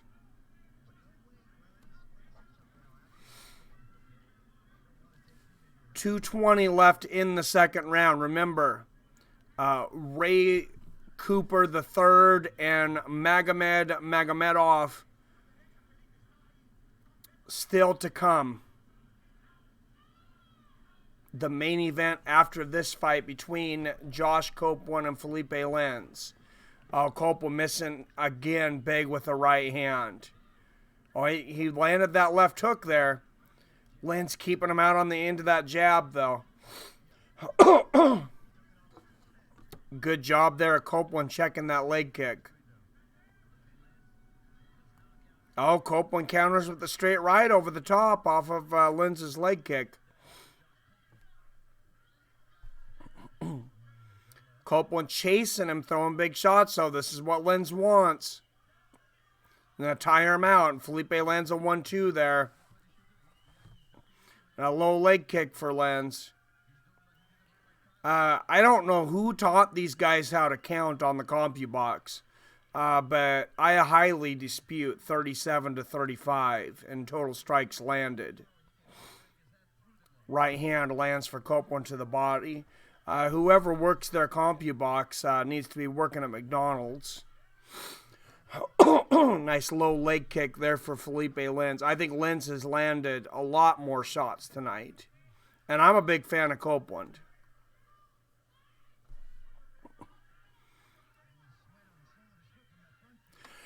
Oh, another big... big 1-2 there for Lenz. He lands a big leg kick and a big 1-2 and another 1-2 and a left hook. Philipe Lenz, masterful boxing tonight. He's just, a nice right hook right on the chin of Josh Copeland. Oh, and a big straight right and a left hook from Philipe Lenz. Oh, and that low leg kick knocked Copeland to the ground. I think he hurt his ankle. He kicked his legs out right from underneath him, and now he is flurrying with the ground and pound. Copeland going to try to hold him. We'll see if Copeland's able to get back up. He may have broke his ankle with that low leg kick. I'm not sure if Josh Copeland's going to be able to stand up. And he gets up and he is limping, though. That was a brutal leg kick.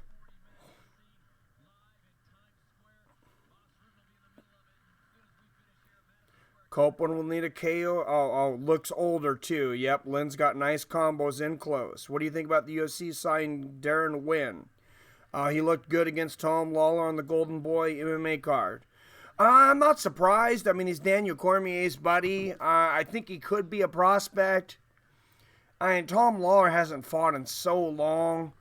It's hard. That's the only time I've seen him fight, so it's hard to make a good judgment off him. Off of that one fight. But, I mean, he looked good there. He's got a good record. You know, Cormier has a good opinion of him. That means a lot. And I believe he coaches that high school wrestling team with Cormier. Copeland looks like a badass, but I was wrong. He's just a butterfly. He is a cuddly bear. Well, he's gotten a couple knockouts in this thing. The thing is Philipe Lin has had a masterful game plan. Copeland lands a big 1-2 to start this. Throws a big left hook that misses there. Nice 1-2 for Lenz. Copeland lands a right hook there, though, and Lenz holds on. Oh, nice body kick for Lenz. Nice 1-2 for Copeland. I think Lenz is trying to say he got poked in the eye.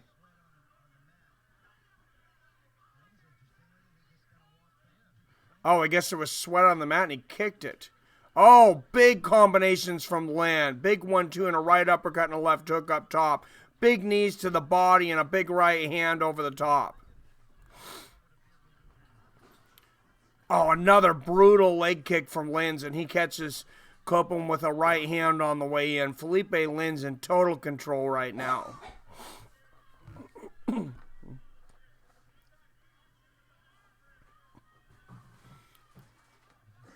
Double jab from Lenz. Oh, triple jab and an uppercut. Oh, and a jab and a big right hand and another low leg kick on Copeland, just getting punished right now. Big 1-2. Oh, right uppercut, jab, and a right hook right on the chin of Josh Copeland. And another, oh man, and another leg kick that almost knocks him down. Several more big power shots from Philipe Lenz. Oh, and Copeland has Lenz has a huge cut above his left eye. Copeland has a cut above his eye too, but Lenz is bleeding all over the place. I think he's trying to say he was poked in the eye. The referee did not see it, but this fight could definitely be stopped with that cut. That cut is horrible. A big left hook from Lenz and a big 1-2, and Copeland moving forward. Lenz might have to be desperate to stop this now. That is a horrible cut. And a big left hook from Copeland. Lenz is going to have a really hard time seeing out of that left eye. I mean, it is just shooting blood. He's got to try to hide that before the doctor can take a look at that. I think he might stop it, which would be a shame because he is dominating Josh Copeland. Copeland walking through the fire to land 1-4 against Lenz. Oh, and a big right hook on the chin from Lenz after another big leg kick. And Copeland leaning on Lenz. Oh, Lenz, 2 brutal knees to the body. Big right hook from Lenz. He's trying to shoot his entire load here to get Josh Copeland out of here. Another knee to the body. Oh, and he's throwing combinations of knees to the body as Philipe Lenz. What does it take to get Josh Copeland out of here? How tough is this guy? Right uppercut from Lenz. Another knee to the body. Knees to the head from Lenz. Right hook. 2 right uppercuts. And Copeland, through all this still danger, still has that one-punch power. A minute and a half left in the third round. Lenz landing right uppercuts to the body. Right uppercut for Copeland and a left hook, but Lenz lands another left hook and a right uppercut. Combination to the body. And Lenz obviously exhausted, but continuing to push himself at a blistering pace for heavyweights in a third round. He really thinks he has to stop this fight, I think. A big jab and an uppercut, because I have a feeling as soon as the referee looks at that cut, he's going to stop it. A big leg kick. Oh, big 1-2. He is just hammering Copeland, and Copeland is just standing there taking it, saying, come on. But you cannot just stand there and be a human punching bag. Power strikes landed this round 28-0 in favor of Philipe Lenz. Another knee to the body there from Philipe Lenz. 2 more knees to the body. And Philipe Lenz, Might have about 25 seconds to end this fight before a doctor gets a chance to look at that cut, who may stop it. Josh Copeland looking at the clock. That is a horrible gash on Philipe Lenz. And once they get the blood, and a knee from Copeland at the end of the bell, Philipe Lenz absolutely dominating. And his corner is going to come over and clean that cut up as quickly as possible. You got to figure out where the cut is coming from before they can see if it's bleeding in the eye. He may have several cuts. It looks like he's got one cut him on the bridge of his nose, one above the eyelid. They're getting a Q-tip in there. They need to get some Vaseline on that. I would cover that bitch in Vaseline right now if I were them, before this doctor gets a chance to see it. Let's see what happened. Oh, it was a head clash. I missed it. It was a clash of heads, actually, that caused that cut. And that's why Philipe Lenz was calling to the referee right away. Oh, he was making the motion head clash. I thought he was saying eye poke. And I missed the clash. Please, referee, stop the match. Lenz is putting in work. Copeland is tough. How much time? Oh, that round's over. Sorry.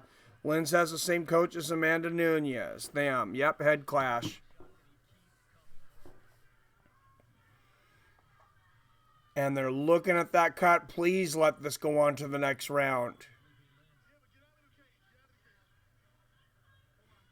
Oh, they did put a ton of Vaseline on that cut. Which is what I would have done. I would have put a whole damn jar of Vaseline on that cut. Oh, shit. And the doctor is coming over to look at Philipe Lenz's cut. And that was a quick conversation. Hopefully it was... Now they're going to come over and look at Copeland. Oh, they put a flashlight in his eye, and the doctor said one more round.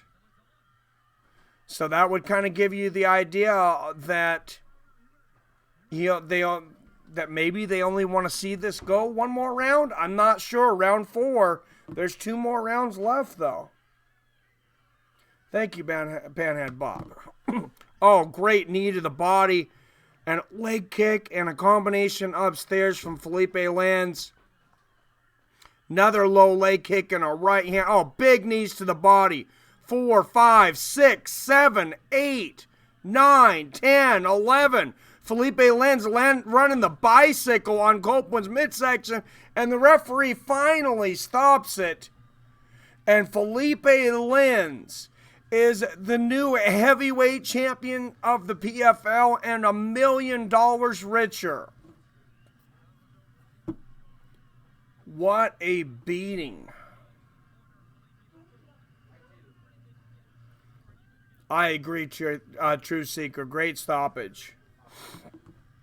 I'm going to get up and get a little bit of water before this last match. I think I stretched my vocal cords a little over there.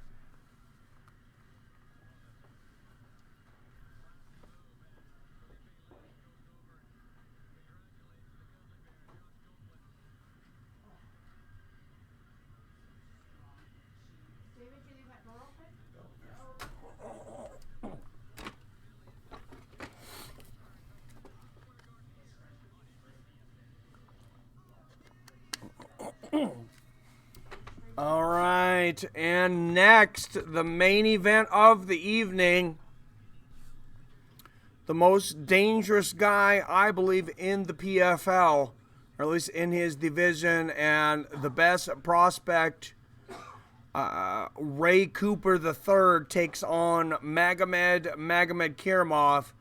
Ray Cooper III, 17-5. Magomedkerimov, 22-5. This will be for the welterweight championship.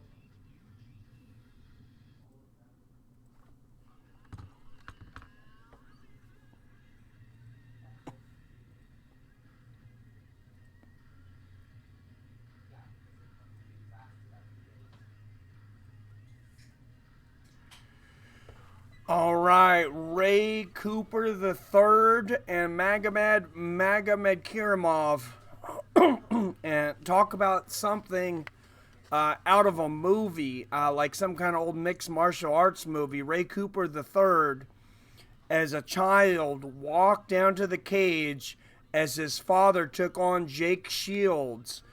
Jake Shields would beat his father that night, beat him up badly. Ray Cooper III grew up to be an MMA fighter and would avenge his father against Jake Shields later twice in this tournament, knocking him out the first time in the second round and the second time in the first round. Now he finds himself in the championship.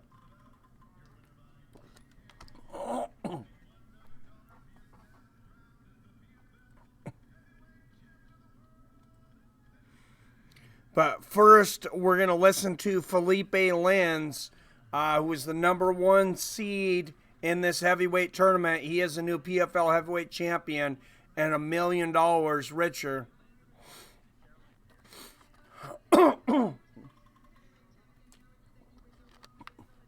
And he's very lucky they let that go on with that cut.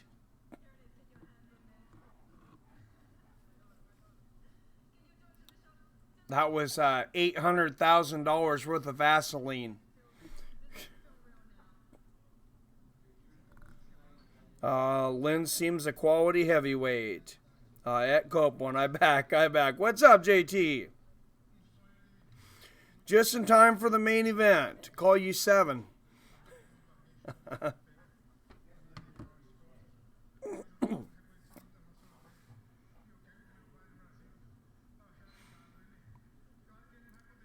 Man, what a performance from Philipe Lin. I mean, there can't be a harder heavyweight maybe in all of MMA than to take out than Josh Copeland. And the guy still didn't go down at the end. I mean, he had went down several times, but when the fight was stopped,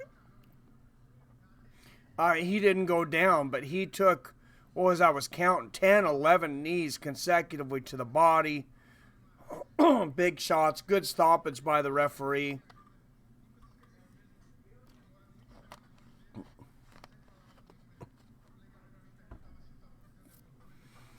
And I mean, this is huge for anybody, but I gotta imagine, especially some of these people from other countries, that don't grow up with the same kind of advantages that some of the American fighters have, or some of, the same kind of financial upbringing. Philipe Lin's out of Brazil, a lot of these fighters out of Dagestan. 3 fighters here from Dagestan tonight, but so far they are 0-2. The third one will fight here in a moment against Ray Cooper III. Was Cooper? Yes, Cooper's Hawaiian. He looks Thai. He's human. Hawaiian. Yeah. What did Ray Cooper? Did Ray Cooper avenge his father's loss against Shields? Yes. I beat him twice. He's Hawaiian. Yes, he is. Love to see him fight in Hawaii. Bellator ended up beating the UFC and everybody else to be the first promotion in Hawaii. First major promotion, but I could see PFL going there just so Ray Cooper III could fight in front of everybody.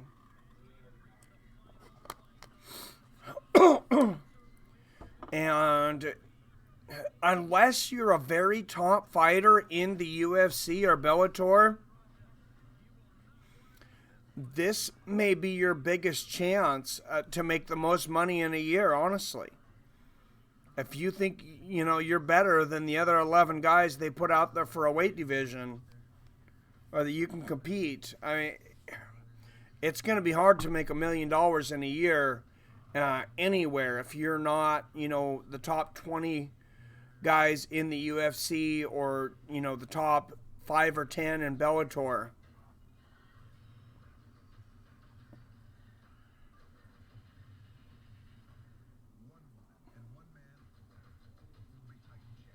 It's an awesome story for Cooper. Yes, it is. Aloha, Brad's awesome channel. Well, thank you, Mixed Play Crew. I appreciate it. Aloha, Hawaii. Thank you for joining us. Appreciate it. Is this a free fight? Nala Ross, yes, it is. If you have the ability to get NBC Sports, you can watch along with us. If you have cable, DirecTV, or satellite, if you don't have one of those, you can probably get a free 7 or 30-day trial on Sling TV, DirecTV Now, YouTube TV. There's plenty of options out there. Just don't forget to cancel them.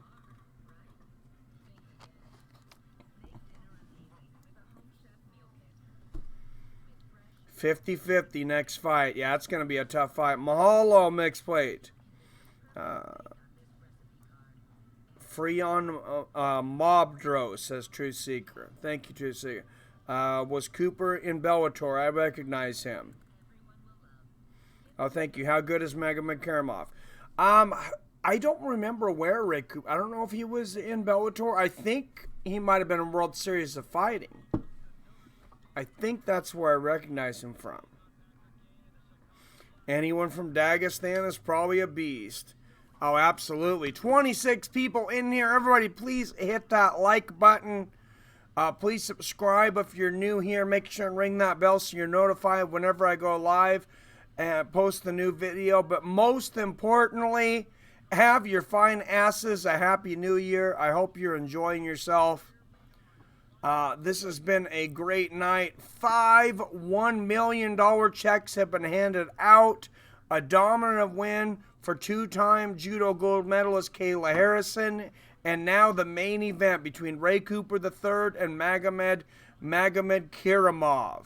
The welterweight world championship. 5 rounds for $1 million. And the first ever welterweight PFL champion.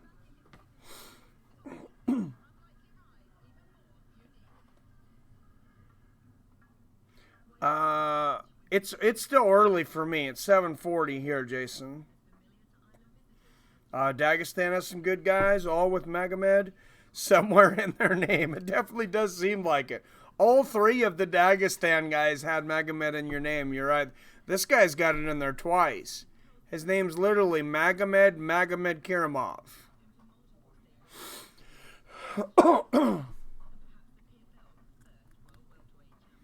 10:41 p.m. here. Nice. 3:41 here.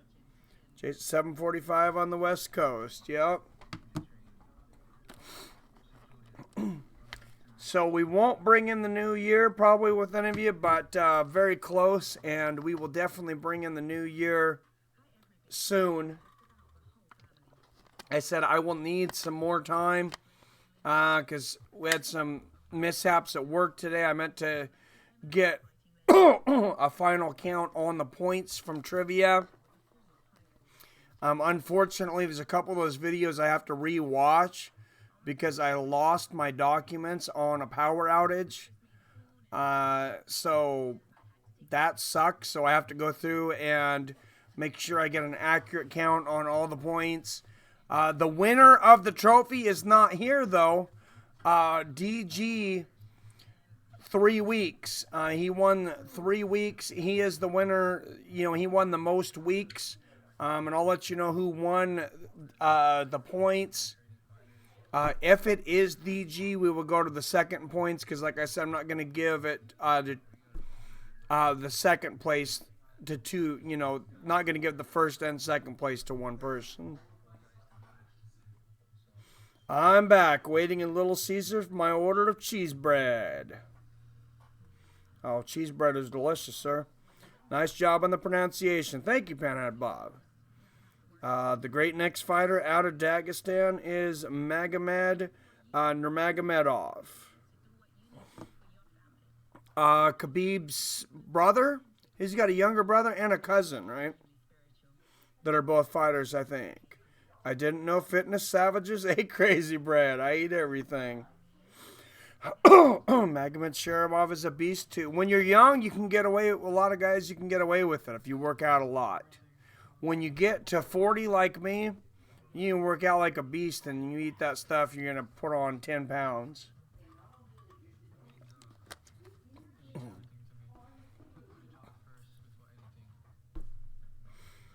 Take enough of the right drugs and you can eat anything you want. Jeez.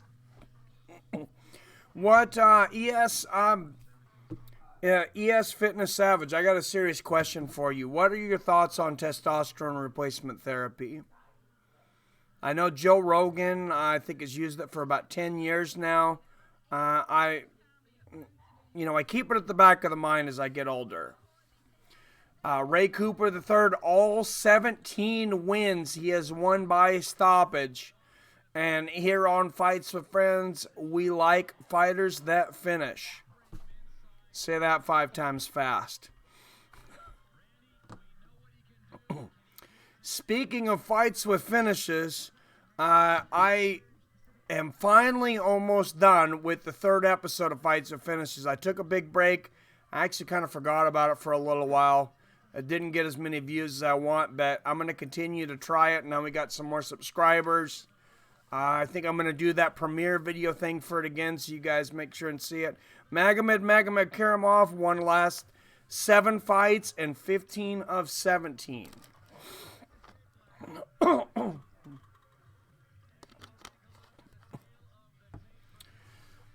And here is the tail of the tape. Ray Cooper III, just 25 years old, 5'7", 170 pounds, 70-inch reach. Magomedkerimov, 28 years old, 6'1", 170 with a 73-inch reach. 6 inches taller, 3 inches longer reach for Magomed. Ray Cooper at 5'7" often gives up a height advantage. So that's nothing new for him.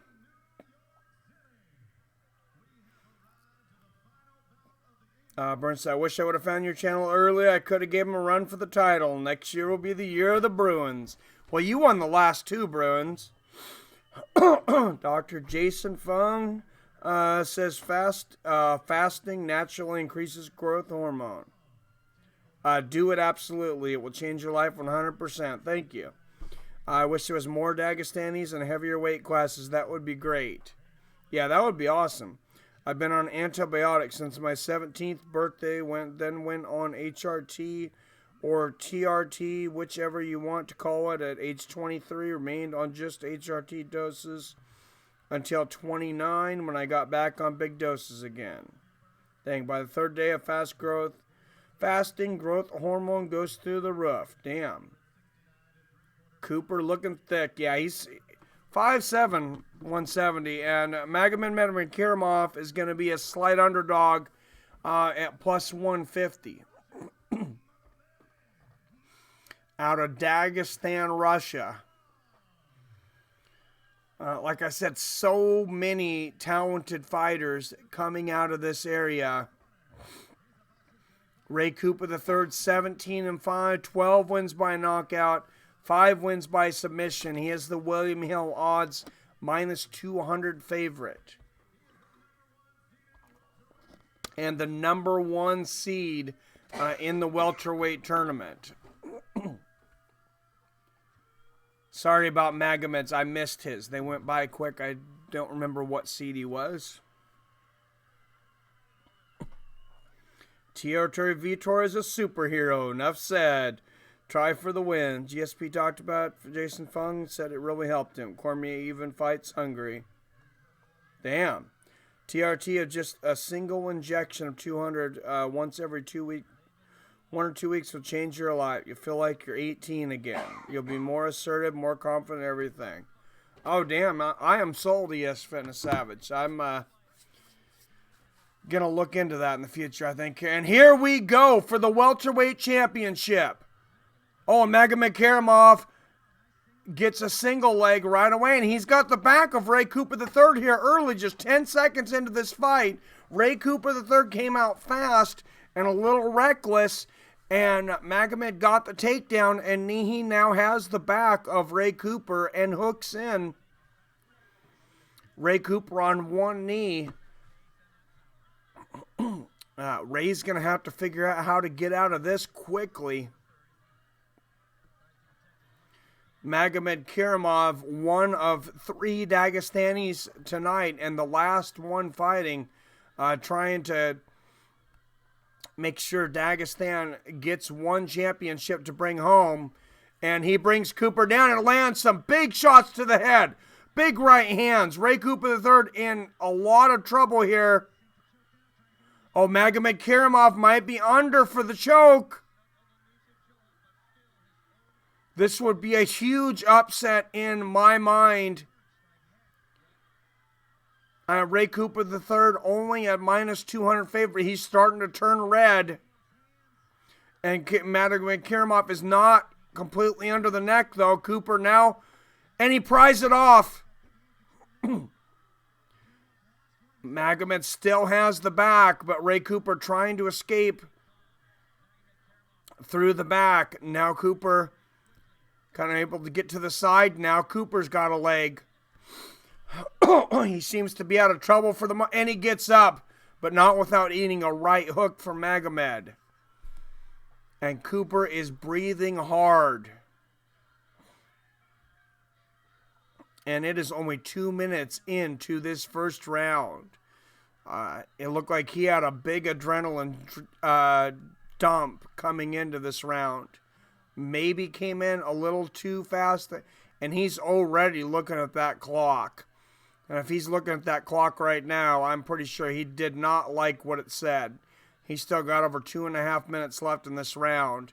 Magomed goes for an Uchimata and misses, and Cooper lands a right uppercut.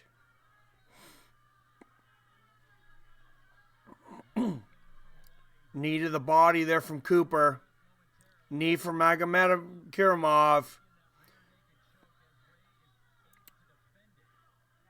Dagestan of Russia versus Hawaii of the USA. A common matchup here. And they are back on their feet in the center of the cage. And Ray Cooper III, you can bet, wants to keep it here. And Magomed immediately clinches.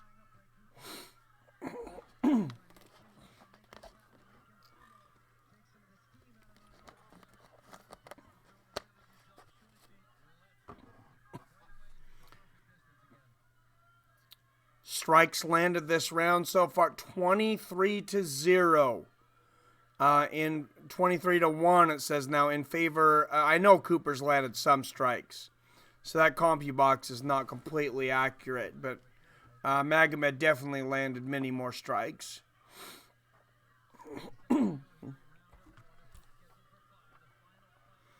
JK96, I can't find a stream. Sorry. Every guy that took steroids has no problem getting chicks.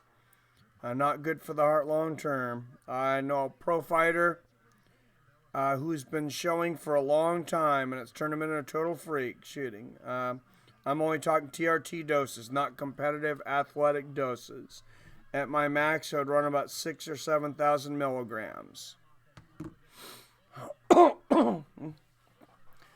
Magomed continuing to lean into Cooper, and I think Magomed's he's tiring now. This is early in a fight for these guys to be trying. Oh, big knee to the body for Magomed. And they're back in the center of the cage. Cooper looking to land that big right hand. Lands a left hook. And he is chasing Magomed. Magomed tries to clinch, and Cooper ducks underneath. Cooper having a hard time closing the gap, though. Misses a couple power shots widely. Oh, big knee to the head for Cooper. Oh, knee to the body for Magomed and knee to the head for Magomed. And Cooper walks right through it. He's moving forward. 1-2 for Magomed towards the end. A right hook for Cooper. Jab lands for Magomed, and that's going to be the first round. Big round for Magomedkerimov. And Cooper lucky to make it through that round.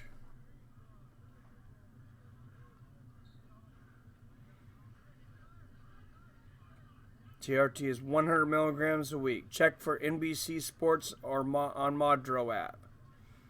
Thank you, Tris. I'm amazed how much prize money they're giving out tonight. I say it's Putin. Oh, it's NBC, man. They got money. NBC and Facebook are sponsoring this. For some reason, when I see someone rate 6 losses on their record, it just looks bad to me, even if it's not. Yeah, there is something about a certain number. Once they get up to like 6. You're right. See, Ali had 5 losses. Did Tyson have 5 or 6? I can't remember. Psycho and unstable. Suspended. I have small balls already. I don't want to take steroids and make them smaller. Oh, that's hilarious, Jason. I'm just watching live WWE, and Ronda is fighting ATM on Raw. Oh, big left hook for Ray Cooper and a left uppercut to start the second round.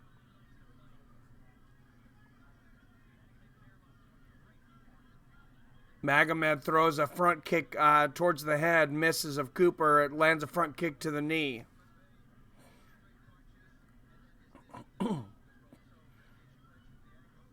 Magomedov looks to be more tired, in my opinion, than Cooper. Cooper looks to be recovered. Magomedov definitely had the bigger first round. Oh, Cooper misses a big right hook, and Magomedov misses a right uppercut there. Nice low leg kick for Magomedov, and you can really see the height difference in these two. I mean, it is very large. Nice right hook to the body and a left hook from Cooper. Oh, nice right hook over the top to the temple from Ray Cooper in the clinch. And he has good dirty boxing if he can stay up. Oh, nice flurry to the body from Cooper. And now Cooper moving forward.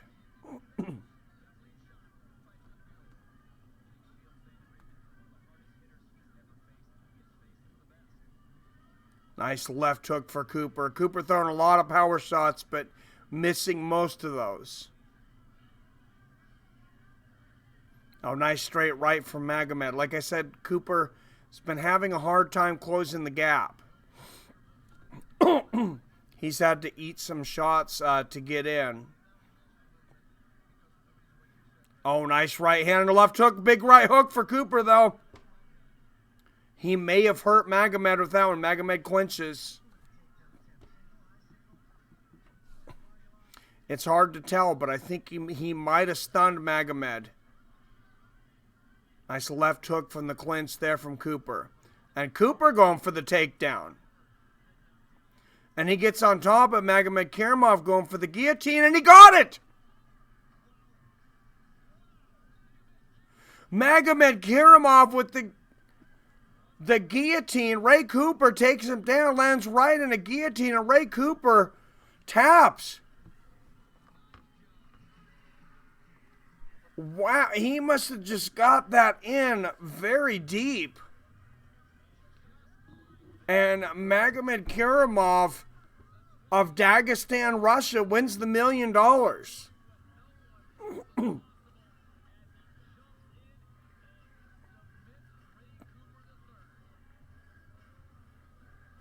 Cowboy Cerrone has 12 losses and still my favorite by a large margin. So losses matter, but it's a piece of a bigger picture. Absolutely. Kind of random, but isn't MVP versus Paul Daly finally set to happen? Yes, it is. I believe that's January 26th on the card with Bader and Emelianenko for the finals, for the heavyweight finals. I think. Cerrone is a gamer. It also depends, like, Alistair Overeem has like 16 losses, but he has like 40-something wins. That's true. And MMA, it's a lot different than boxing, because boxing, and those guys can pick off, they can fight 20 bums. You can be 20-0 and never have fought anybody with a winning record easily. He tapped him. Yep, win or lose. Rooting for Cooper. The Russian won. Yep. What's up, Dean? Happy New Year, Dean. Congratulations to the Russian.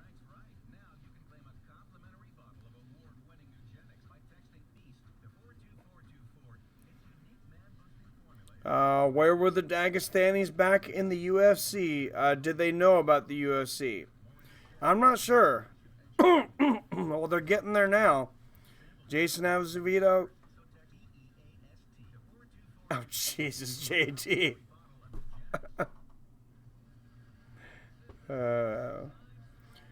Finally home with my Little Caesars Italian cheesy bread and dipping sauce and a big 25-ounce can of...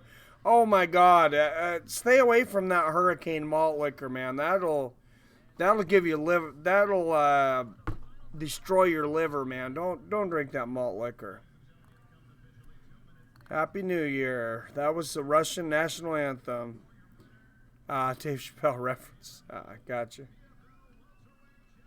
All right. Good night, Truth Seeker. Happy New Year, sir. And there is the winner, Magomedkerimov, the new PFL welterweight champion. By submission, second round. The sixth and final $1 million check for tonight. 6 champions, 6 new champions, 6 $1 million checks, and a big win from Kayla Harrison. I'd rather pass out from the choke than tap out and be conscious knowing I just lost $1 million. Wow, go to sleep for $1 million, Cooper. Yeah, that was an $800,000 tap. Oh, he was turning really red. I think he was a second from going out.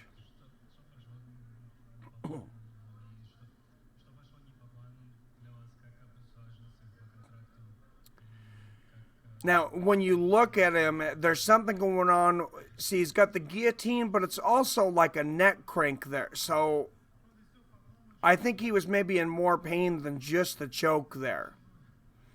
He got in a certain position, and Cooper, I mean, he was cringing, and he tapped very early. So I'm curious to see if there was more damage.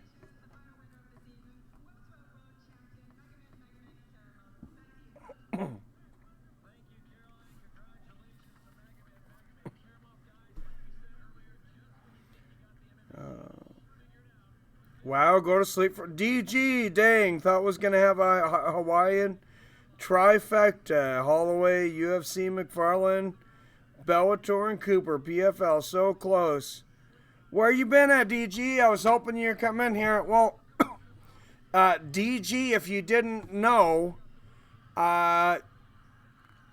even though you weren't here, you are the winner of the first season of Fights with Fins Trivia. No one won more weeks. You won 3 weeks. Bruins 498 came on late in the season, won the last 2. JT in here won 1 week. Jason won 1 week. Jason was close on a couple other weeks too. 200 grand, not bad for sure. I have a trivia question. Who has the best MMA fight companion broadcast? Well, thank you, Bruins. There needs to be a light heavyweight Dagestani who can challenge Jones for sure. Happy New Year's, DJ. And congratulations, DG. DG, give me something, a word from your email or something, and then email me at fightswithfriends@gmail.com. I'll have the trophy made. I'll make a little, post a picture, a little video of the trophy before I send it off. But you are the first champion of Fights with Friends Boxing and MMA Trivia. Did you see the 9-hour MMA Bud stream yesterday? No, I did not. What's up, Kevin from Chicago? Happy New Year's. Panics. Finn Savage. Oh, thanks, Geeky. See you, Mike. Have a happy New Year's, JT. All right, let's go through the night. And and talk about all the winners here. I'm going to put up a display capture here.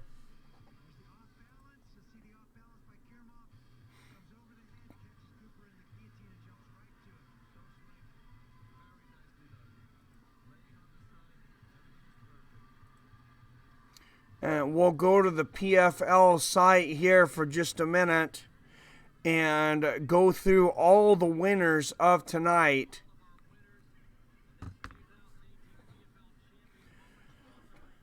So, tonight we had, to start it out, Louise Taylor wins $1 million over Magomedov. Lance Palmer, the new featherweight champion, wins $1 million over Steven Syler. Natan Schult over Rashid Magomedov wins $1 million. Sean O'Connell pulling off a huge upset over Vinny Magalhães, wins $1 million and retires. Philipe Lins gets the $1 million win over Josh Copeland at heavyweight. And Magomedkerimov in the main event wins $1 million over Ray Cooper III. Also, Kayla Harrison moves on in her career with a dominant win over Moriel Charneski. Do you and me trivia super fight? It will be bigger than Conor versus Khabib. Oh, did you? Happy New Year, you filthy animals. Happy New Year, Kevin. That's cool. Plus, Overeem fought in Japan, where true fans don't put that much of an emphasis on win-loss records. I bet most will blow that $1 million on Okras and Blow. Oh, jeez. I don't know about most of these guys. Louise Taylor, I don't think so. He's 39 years old. Most of these guys have families. Sean O'Connell, I mean, that's awesome. He was in the twilight of his career. I think he was going to retire either way. He's on the PFL broadcast team now, so that's awesome. But DJ, really, give me you don't have to put your email address on here, but give me part of it so I know where it's coming from, so I know where to send the trophy. Give me or just write something that you'll have on your email, so I know it's you. Plus, Overeem fought in Japan, where true fans don't put that much of an emphasis on win-loss records. I kind of like that. I kind of like not putting a lot of emphasis.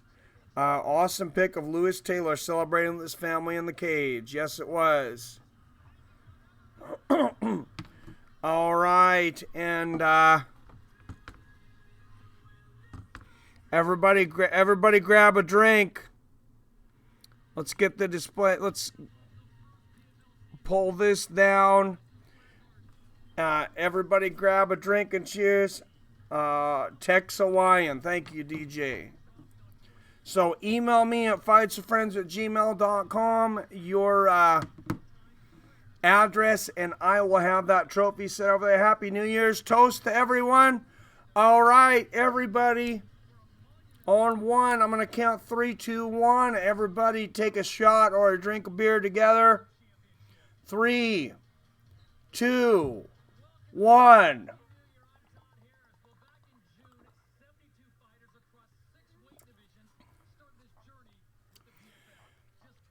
The little fireball. Start the new year. Happy New Year, everybody.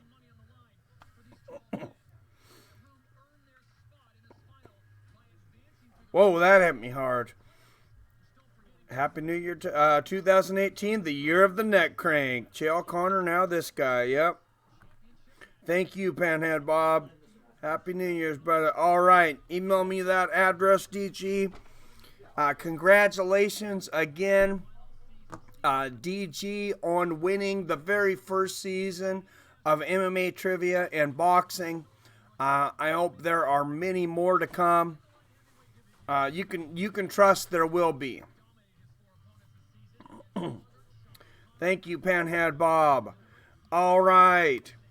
Thank you guys very much. This has been an incredible year on Fights with Friends. Despite a 3-month streaming ban, We grew from around 1,000 subscribers to well over 4,000. It's been a big year, and even during that stream, you guys took my other channel, Mike Reviews It All the way to 1,300. Go over to MMA Newsroom, of course, if you're not subscribed over there, Dutch guy. You guys have brung his subscriptions up some. Thank you for that. That has been absolutely awesome. As always, I love you. I respect you. And I'll see y'all next year.